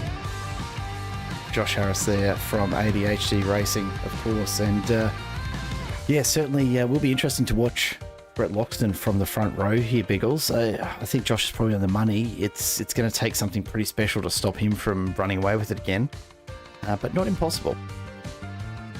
Yeah, no, but a brilliant job, like you said, for Brett to fight his way back in to because he had a good launch course on that one. He could have gained a couple of places, but then had to go off the track there for that collision that was just mentioned there before from Josh Harris, and then fight his way back in to get that premium pole position there for this one, and should be able to run away with it, especially with those track temperatures as mentioned, and we're going more into the evening here, so it's going to get a lot cooler and get a lot more racier. That's the point standings so far, with 100 points still on offer for the winner of race number 3. Thomas Hinds has pulled ever so slightly ahead of Brett Loxton after being tied up before tonight. Will Buchanan's right in as Thomas Wilson, Ryan Palmer unchanged, but a few movements for Gilbert, Ridley and Salhani.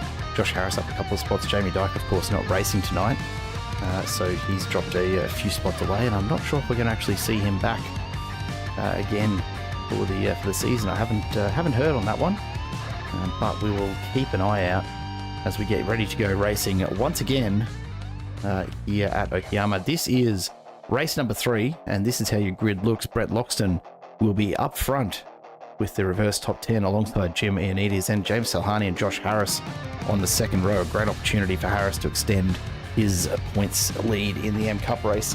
Aaron Gilbert and Kyle Ridley behind them. Then Thomas Wilson and Will Buchanan line up ahead of Thomas Hinds and Ethan Johnson, starting in 10th. Further back through the field, we have Seth Stevens and Luke Speck just outside the front 10. Ryan Palmer and Dean Powell in row 7, then Adrian Gresh and Henry King ahead of Matt Bakia and Ronald Long. Jared Burns and Trev Mortimer round out your 20, with Brian East and Jackson Starrett behind them. Martin Lipsky and Vince Salvatore, row 12, then Robbie Bradbury and Ian Ward at the back of the field. I did see Nathan Allen out on track in that warm-up session, just putting the Porsche through its paces. He's obviously feeling a little lost without any safety car duties this evening. Poor bloke. He's like, come on, guys, give us a big one so I can take the car out for another spin. So to be looking forward to that one. Drivers are now got the little call up there, the 1 minute mark, the 1 minute bell ring, whatever it is, like in Formula One is. So get out of there and jump out of those out of the bathroom breaks they may be having. Get back into the racing ring, put your racing gloves back on, your socks, your shoes, or barefoot, whatever drivers prefer, of course. And get ready for the finale race here this evening, because you know they've had 2 of those 17 lappers, my friend, and you know it gets a bit tiring. It does, absolutely. Monday night, work in the morning for a lot of drivers, especially when you're throwing it around as much as these guys do. No, they don't do things by halves. I tell you what, you talk about race shoes, race socks, etc. I am amazed that it's taken me a good couple of years of racing myself to realise just how good the grippy socks from your trampoline places are for sim racing. Yeah, they are pretty good, isn't it? That's one for the chat too. Let us know in the chat too, if you're racing drivers, what you prefer to use. I know you told me that one in the past, isn't it? That they're pretty good. Some people like the barefoot so they can use their toes as well. Yeah, I've always been a barefoot guy. I've never seen the point of never seen the point, but I was putting some washing away the other day. I saw a pair of socks from the local trampoline place. Yeah, because you've got kids, so most likely you'd be like getting those when you take the kids out to the... Yeah, and I thought, you know what, I'm going to give this a try, and there you go, folks. If you've not considered it before, you can pay, what, 40, 50, 60 bucks, I'm sure, for some special Sparko socks, or you can go down to your local bounce or whatever your particular trampoline joint is locally, and you can pay $5 for a pair of their socks, and You are set, my Well, the friends. Echo's coming up, so I don't know It if they have is. them in the Echo, but that's a possibility if you're in Brisbane.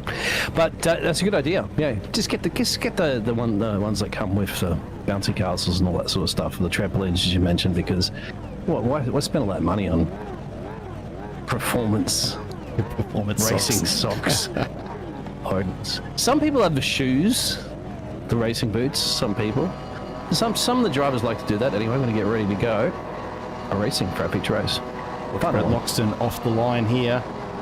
We are away. Loxton bogs down a little off the line. That's an opportunity for Ianitas and Salhani to make a bit of a move, but they're going to have to get it done quickly as we get underway and down towards turn 1. You see in the background, that is one of the 88th Street entries throwing it through. That's Ryan Palmer. He's pushing hard as he tries to make it through. That car sliding all over the place. He's going to have to be very, very careful as they come on down through the S's. Look at the lead that Loxton's already gotten off to. He might have been a little slow off the line, but he's certainly not hanging around. Already out to over a second lead as we go side by side. That's Seth Stevens getting caught up in it. Hopefully getting it sorted out. You see them all running very wide. Lots of debris being dragged onto the track immediately. And the front three starting to already spread out. Josh Harris, though, up into third. So a great start for him as we come through the hairpin for the first time. Let's see who's going to take a bit of a dive up the inside. There's contact there between, looked like Kyle Ridley and Ethan Johnson, but all's well in the end. And thankfully, no one ending up sideways as they make their way through the hairpin for the first time. Loxton, foot down, a second and a half already here on lap 1. Jimmy Ianitas perhaps holding the field up ever so slightly. He's quick, but not that quick. Jackson Starrett's off, Maddie's off. Unfortunately, they didn't get around to complete a lap yet. Go back and we'll take They didn't come together, but I don't think. Yeah, I think just cold tyres and trying to get away. Scott Bartine, g'day mate, welcome to the chat. Using your human feet.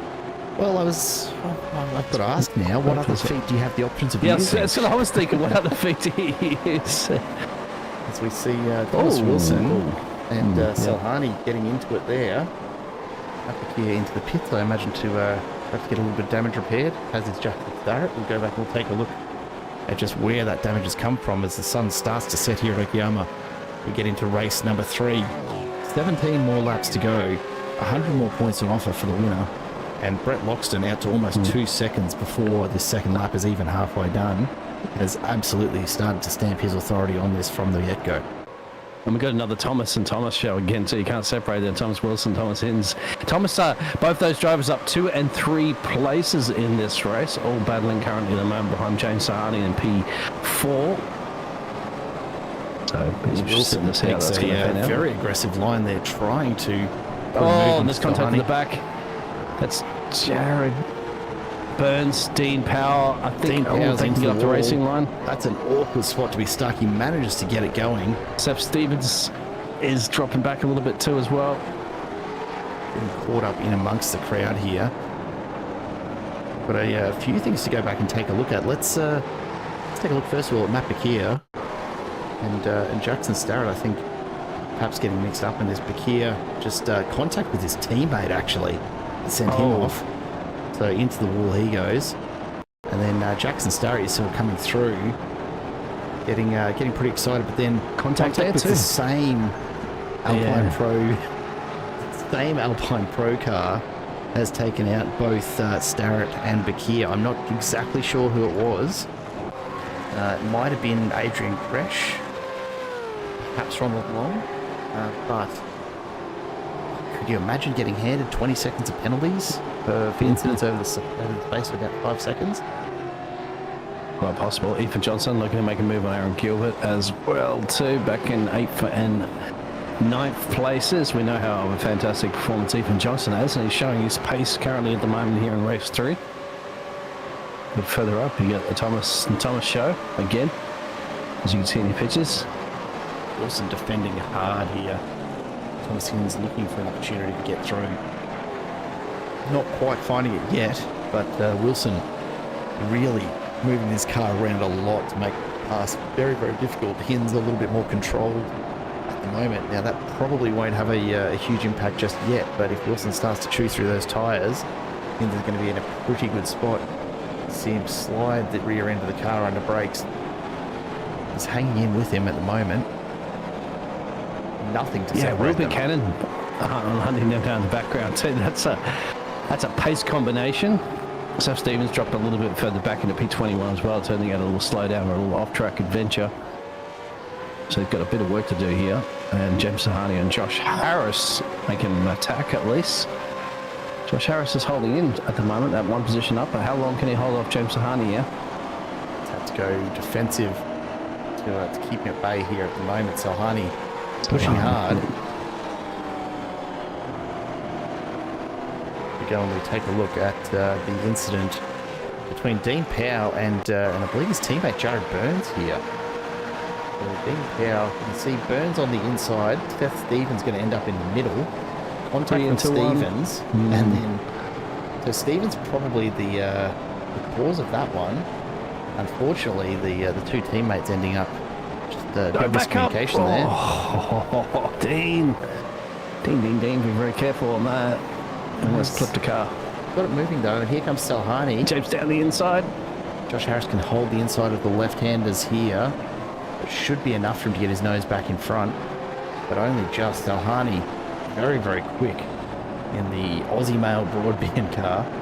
Aussie Mail can't exist anymore, surely. Have we fact-checked that? No, I didn't call the number. But here comes Thomas Wilson behind as well. Salhani finds himself on the inside. Harris gets on the brakes hard, but he's going to lose another spot as Wilson goes through. Now here comes Thomas He might lose Hins. too. Josh Harris has no option. He's been stuck over on the side of the track there.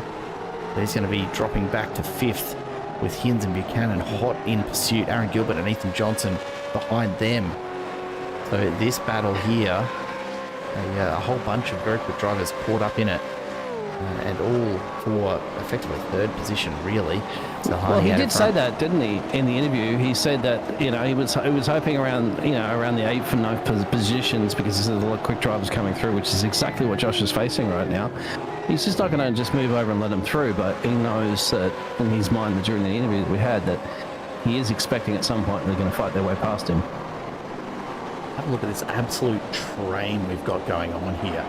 Salhani at the head of it is about a half second to Thomas Wilson, about a half second to Josh Harris, 2/10 to Thomas Hins, another 2/10 to Will Buchanan, then half second back to Aaron Gilbert, another half second back to Ethan Johnson, another half second back to Kyle Ridley. We see Hins forces his way through contact with Josh Harris. Come on, some door banging. Give us some trading plans, plans, boys. easily. He's going to send it right back out to the outside and force Hins him out wide. No, he's around. Harris rolls back onto the track. We get a good view of his exhaust there. He's lucky to get out of the way. Gets it spun the right way around. Here comes Jackson Starrett. So Josh Harris finds himself all the way back down to 14th in the end. And after all of that, Thomas Hins goes through with Johnson and Gilbert right behind him. Now a bit of a gap to Will Buchanan out in front. We'll go back and we'll take a look at that in just a second because Ethan Johnson on the move now forces his way past Aaron Gilbert. They come down onto the main straight. Gilbert's going to have the better run and likely to get him at turn 1. There's Kyle Ridley as well too. Where's the Kyle Ridley fan club out there? Oh no, Courtney's floating around there somewhere. Courtney. Kyle Ridley is trying to make some gains. He's down 3 from starting position in this race, but on the back there of Aaron Gilbert. Ryan Palmer up into 10th as well. He's up 3, so he's just in the back of this battle. Not quite showing up on our battle box just yet. But out in front, Brett Loxton almost a 3-second lead over Jimmy Anides, who himself has a 1.5 seconds to James Salhani.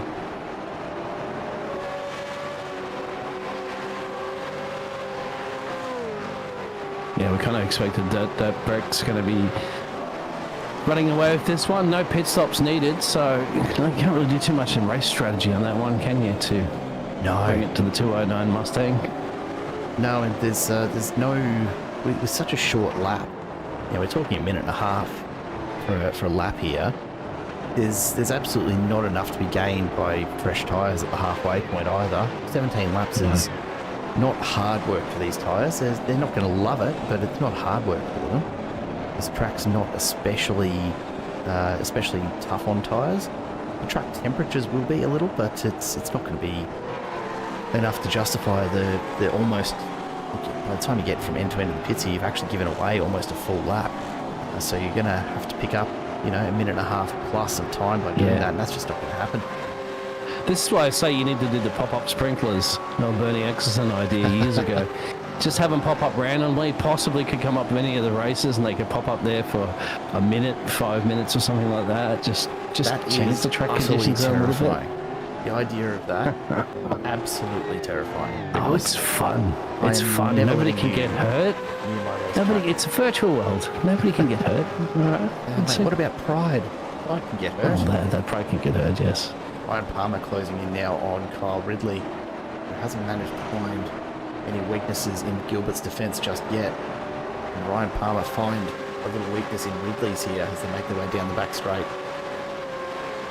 Palmer a good half a second quicker on the last lap, so he is certainly closing in on Ridley's car, but of course closing in is one thing here at Okayama, passing is a whole other story. This battle continues.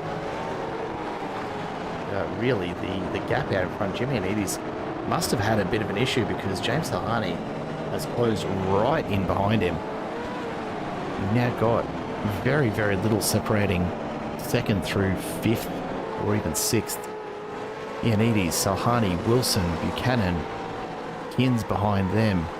Ethan Johnson right there. Aaron Gilbert just off the back. Kyle Ridley and Ryan Palmer even still in this. There's not a huge amount of separation. It's not super close just yet, but it won't take much for this group to start to come together, particularly if Ioannidis and Salhani start to get into a bit of a battle here for second. That's going to close it up very, very quickly. So Salhani's going to want to make the move decisively when it comes around. The gap now 4 seconds to Loxton out in front. He's feeling very, very comfortable, I'm sure. Yeah, absolutely brilliant job there. And just to give you a little recap on the Aussie Mail, they started in 1994, but they got acquired by iiNet in 2005. So they're still going, essentially, but under the iiNet branding now. I had forgotten all about the existence of iiNet. Yeah. Who's still going, iiNet. So if you got your webmail from Aussie Mail, it'd still be working, I imagine, with iiNet. They would have transferred it over. That's a real throwback. Meanwhile, on a bit of long-term type internet trivia, my first internet provider email address, other than the Hotmail address we all got, of course. My first one was an Optusnet one back in, I reckon, about 2000, 2001 maybe. Perhaps even a little bit later, actually. And it was with me right up until about 6 months ago. Oh.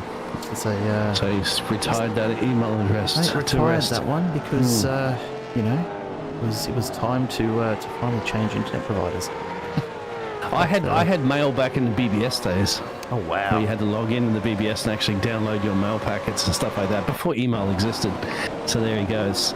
Pressure on Jim for the P2 position there with James. At this Josh Harris incident, and yeah, look, I don't think there was much malice in it, just a little bit of a catch of the tyres on the outside from the Team Drink Shifter's car, but it was enough to just give Harris a bit of a nudge, and unfortunately, once you're nudging someone behind the B pillar of these cars, they're going around. It's the second nudge that came back as the rebound effect, like a ping pong, and then, somebody had to inevitably go around. Unfortunately, Josh Harris was the one. And just seeing the battle.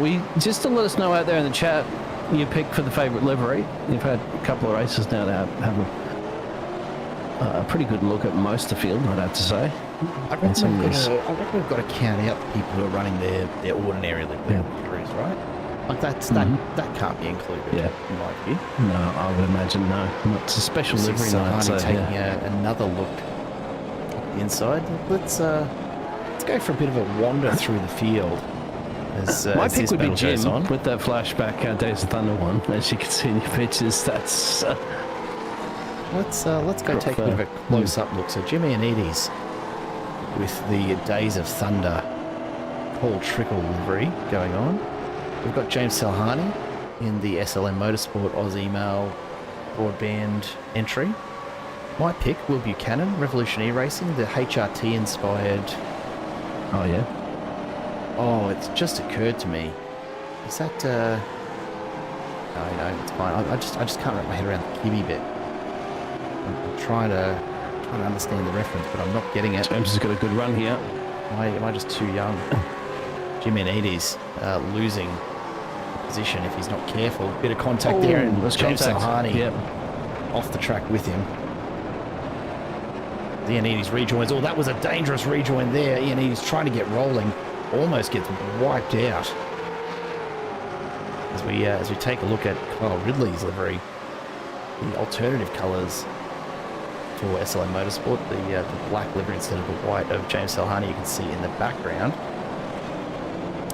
And we'll keep going with this this review of these things in just a moment. Right now, Ryan Palmer, sticking on the back of Kyle Ridley, finds himself up 5 spots so far, so making a bit of a move through the field. Brett Loxton out in front. Jimmy Iannides, the big loser here. David Coleman, hello, sir. Oh, the Greg Murphy one. Haven't seen you around in a little while. Kibby. That's a good one. Is the Kibby a reference to Greg Murphy in some way? Am I missing something? I don't know. Am I not up on this this background? Coleman will let us know for sure. Yeah. But it's came up livery. It's the Lap of the Gods livery. Okay, there you go. Good looking car, in any case. Just, trying to think who else has got a special livery going on tonight. By the way, where's the boss man? Mitch Curry. Yes. Mitch Curry has made the decision that he's not he racing, won't be right? getting behind the wheel of a Gen 3 supercar again. But I don't even see him in the chat. Oh, he'll be floating around. He'll be floating around.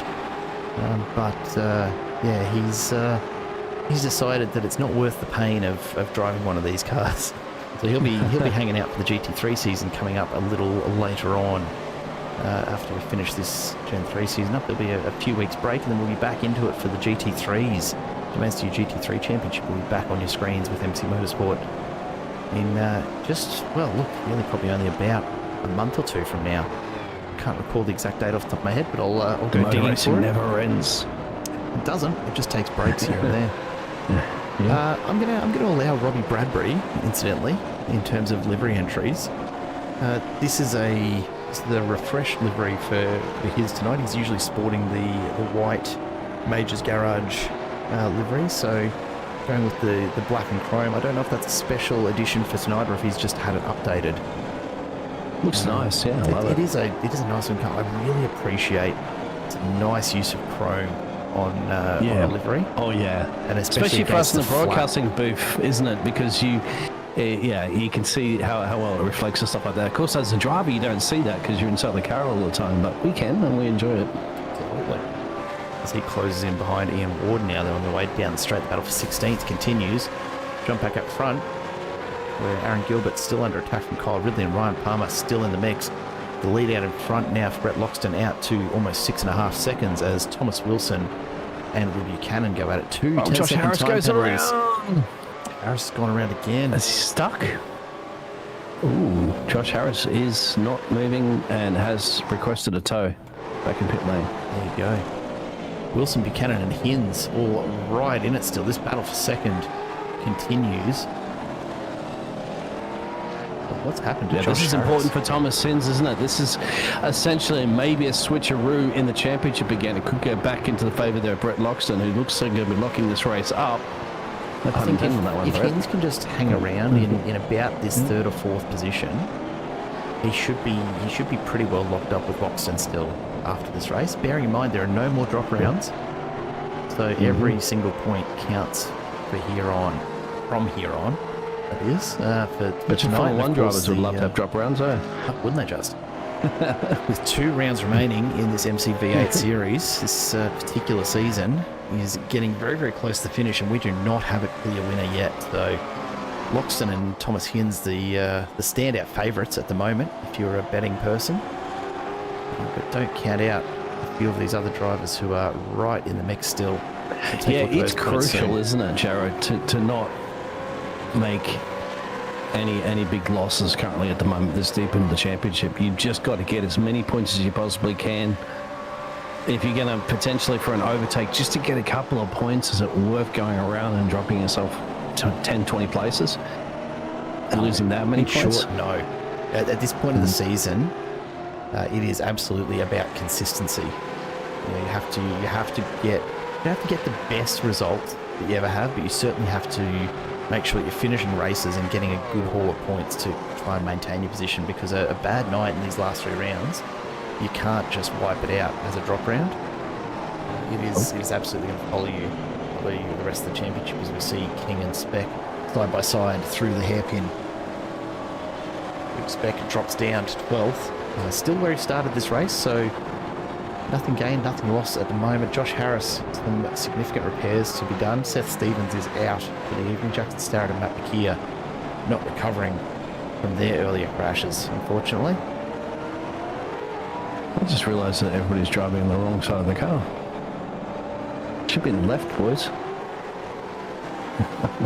You spent too much time in NASCAR, my friend. I do spend too much time in all the other series and the GT3s and all that too, my friend. Well, yeah, that's true. That's true. We'll allow it. Yeah, Aussies are all upside down. Let's see if we can take a look and see just what's happened to Josh Harris. That's sent him well off track and off to the pits. Oh, he's just gone off there and He's pulled off track there. well, he's pulled off and parked it. Yep. I wonder, and Josh Harris has a bit of a, he's got a bit of form for this. I reckon he might have popped the motor on the downshift under brakes. We're gonna go back just a little bit further and take a look at that, because I reckon that's probably what's happened here. Now, obviously, the footage here from Josh's camera not live. Can we go in a cockpit and maybe see the revs? I'm just curious. So let's take a look and see what we've got on board and keep an eye on this. So this is a good half a lap back still from where he's had the issue. We might actually we might try jumping forward a bit, because I don't want us to lose too much time watching this. So take a look and let's just wait and see if we get an indication here. But I reckon under brakes he's probably going to pop the motor. 4th, 5th, yep. Did drop a neutral in there quickly. You can see. So 6th gear goes down a 3rd. Drops it. Can't see if it drops. It stays in 3rd, yeah. No problems there. Very interesting. We'll have to try and figure that out, because something's gone wrong. Josh can let us know in the chat, perhaps, because it looks like he has retired. Yeah. So maybe if he's listening to the chat, he'll let us know what happened there, Josh. Oh, he is. Excellent. Do it. Whatever repairs were needed there, he's managed to get them done fairly quickly. You can chat and drive. All over the back of Will Buchanan here. He's going to look up the inside. Can he get the nose inside? Yeah, it was snaps of... Buchanan stays wide to maintain his position and make sure he doesn't get wiped out here, but shuts the door on Thomas Hinds and says, no, mate, you're not going to go doing that one again. But something that Buchanan needs to be aware of, because here comes Hinds, he's looking out for it again, and he's certainly hinting that he wants to throw that car up the inside. If I was in Will Buchanan's shoes, I would be a little nervous at this point. It's costing them time, though, to Thomas Wilson. Well, both of these, well, that's who is, Thomas Wilson, of course, 4th in the championship. Thomas Hinds P1 the championship, and Will's P3. And both these drivers are aware that Brad Loxton's up the road there. He's going to get this race win. It's just crucial points up for grabs here. They can't be taking each other out here.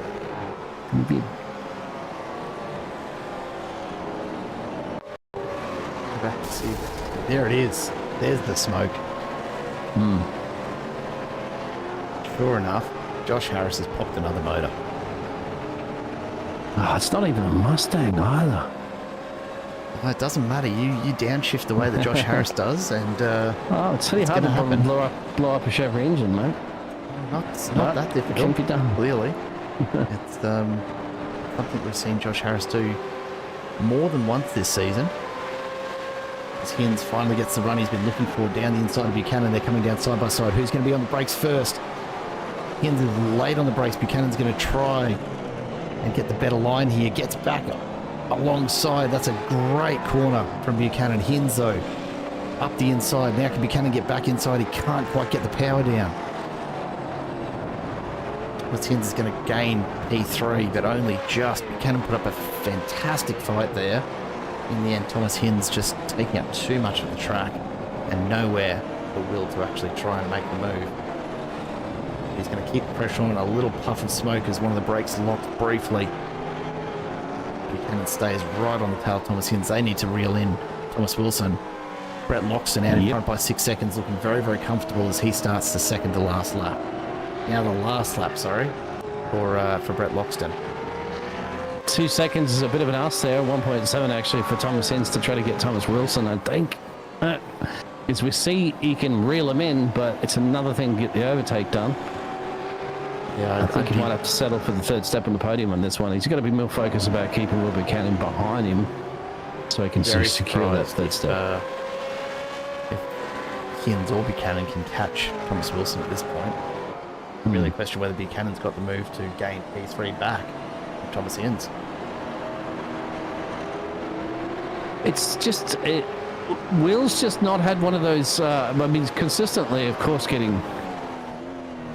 generally good pace there, results, but just not enough to steal that top step, hasn't he? He's been running essentially... You've got to think about Will's been running in P2 for the majority of his races.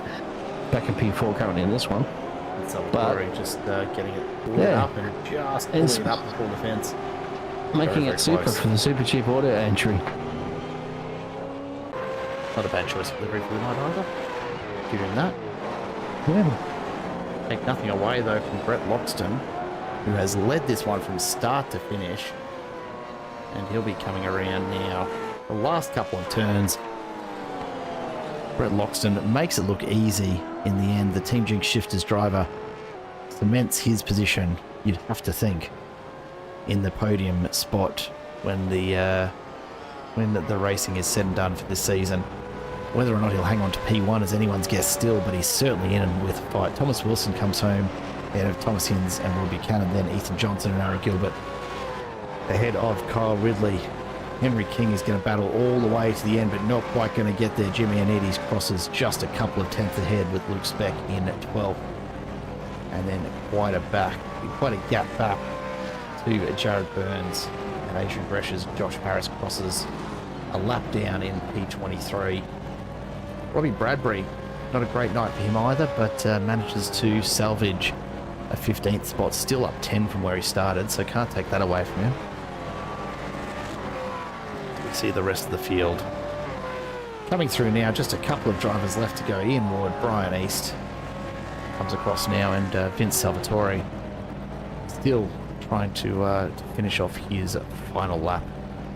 But the night absolutely belonging to Brett Loxton, who it appears took it to the absolute wire with fuel there. And I think we're going to get a bit of a conga line going on here, perhaps. Oh, absolutely, yeah. Get on them. You love to see it, don't you? Yes, you do. You love to see it. Great series of a whole bunch of fantastic gladiators and very sportsmanship. That is... I've seen cars getting pushed to the line before, but we've got 5 now. Are we going to end up with 6? I'm going to need to go to a slightly wider camera here to make sure we catch the line. It's all come unstuck. It's like those trains you do at a party when everybody goes dancing together around, isn't it? Bit of a conga line? Conga line, that's it, yeah. Here we go. Let's see just how many cars we're going to end up with here.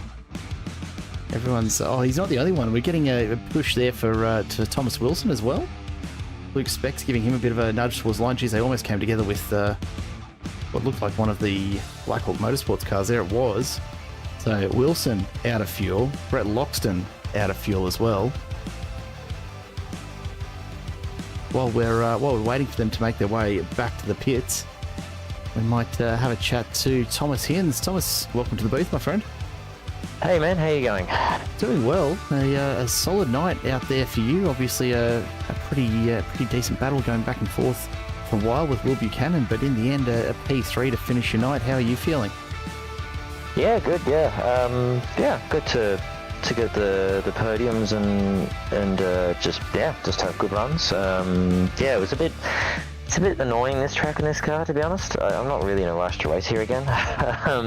They're fun to race around here, but to drive around here. But racing is a bit annoying because it's very hard to pass, really hard. So a lot of the time I was kind of just sitting there waiting for mistakes. Really, to be honest, I just didn't have the. You need a pretty big pace advantage to make a move happen. So that did happen a bit throughout the races, which helped. And then I was able to get the move done on Will there in the final race there, which was nice, but good racing all round. Good to get the results, and good stuff overall. The weather playing a fair part in some of the earlier races, particularly. How did you find the track? We did speak briefly to Josh Harris. He found it was pretty slippery out there with a bit of extra heat in the track surface. Was the final race a bit of a relief by the time you got there? These things are, they're very similar to the Gen 2 of the tyre, and it's mega heat sensitive. It's very heat sensitive, too much, to be honest. But anyway,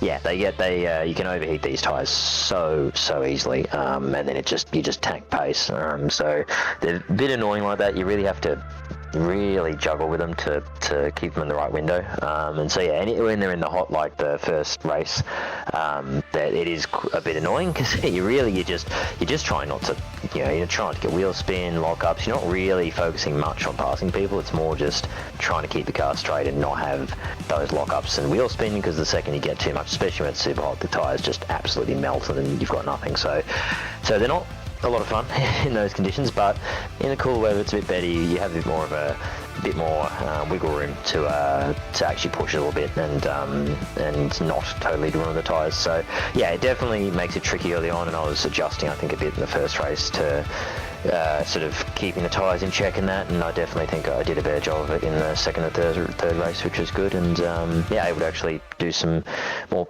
have a bit more of a tack at the end to do something with it. As we look to the championship standings, obviously the drop rounds are all said and done, and you're battling it out with your teammate Brett Loxton for the win for the championship. Just how much, I don't know, gentle and good-natured ribbing is there as you go into one of these race nights and get ready to fight it out as a team, of course, wanting to see Team Jinx Shifters taking P1 and P2, but a little bit of individual competition, surely. Oh, always. We're we are at each other's throats more than anybody else. We have a very bad habit when we do we've done, I don't know how many enduros now together over the years, a lot. But we have a very bad habit of every enduro we do where we're trying to set each other's fastest lap or beat each other's fastest lap every time. We want to be the fastest lap in the car. It's really bad. We will race each other hardcore for the win. There won't be any team orders for sure. So it should be good. It'll be fun. Hopefully I can bring the fight to him. I feel like Bathurst, he's probably going to have the edge on me. I just got the suspicion he's going to have me there. He usually does. He's always usually had a little bit on me at Bathurst in supercars over the years. And then Rodabout was the last round. Yeah, am I correct? Sounds about right. Yeah. We'll say it is. It is now. Whatever it is. I think it's Atlanta, but that should be hopefully a good final round. But yeah, we'll see how we go. Obviously, as we saw tonight, you never know what's going to happen. There can be shenanigans that happen that cause issues that you can benefit or not benefit from. So yeah, I'll just do what I always do and just try and do the best I can. And if I can pip him for it, that would be great. But if not, well, we can hopefully at least take the team championship instead. Well, it all remains to be seen. Mr. Hens, a fantastic drive again from you tonight. Anyone you want to say hello to or shout out the sponsors before we let you go? Obviously big thanks to the team as usual. They're always great fun to race with, and big congrats to Brett for his 2 wins tonight. So big congrats to him. He drove amazingly as he always does. Great to see him get the 2 wins, and big thanks to them, and obviously Henry for the deliveries and getting the cars looking all nice and lovely. Big thanks to the MC guys for running the league and letting us race these races, and big thanks to you guys for covering it for us and letting us look back at it all at the end of it all. Well, Matt, looking forward to hopefully having you enjoy a bit of the coverage when you watch it back. Until then, we'll let you go and get prepped with the team. Obviously, a big round coming up with the Enduro at Bathurst next week, so plenty of prep work, and of course, you've got some F4 racing to get done later in this week as well. So, plenty up your sleeve yet, mate. It's a pleasure as always to chat to you, and hopefully we'll be speaking again very, very soon. Thomas Hinds taking out an P3 in race 3 here in tonight's Okayama sprint round. Congrats again, mate. Thank you very much, Jared. Thanks, guys. Because it's always a good bit of fun, isn't it? With drivers on the same team going at it for this stuff, and of course the results speak for themselves.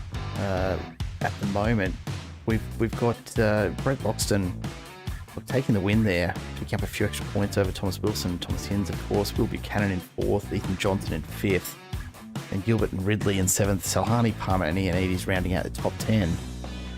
Certainly a bit of a different story tonight, though, isn't it? Where each of these races only worth 100 points apiece. Next week, of course, the endurance rounds are 300 points, being a single race.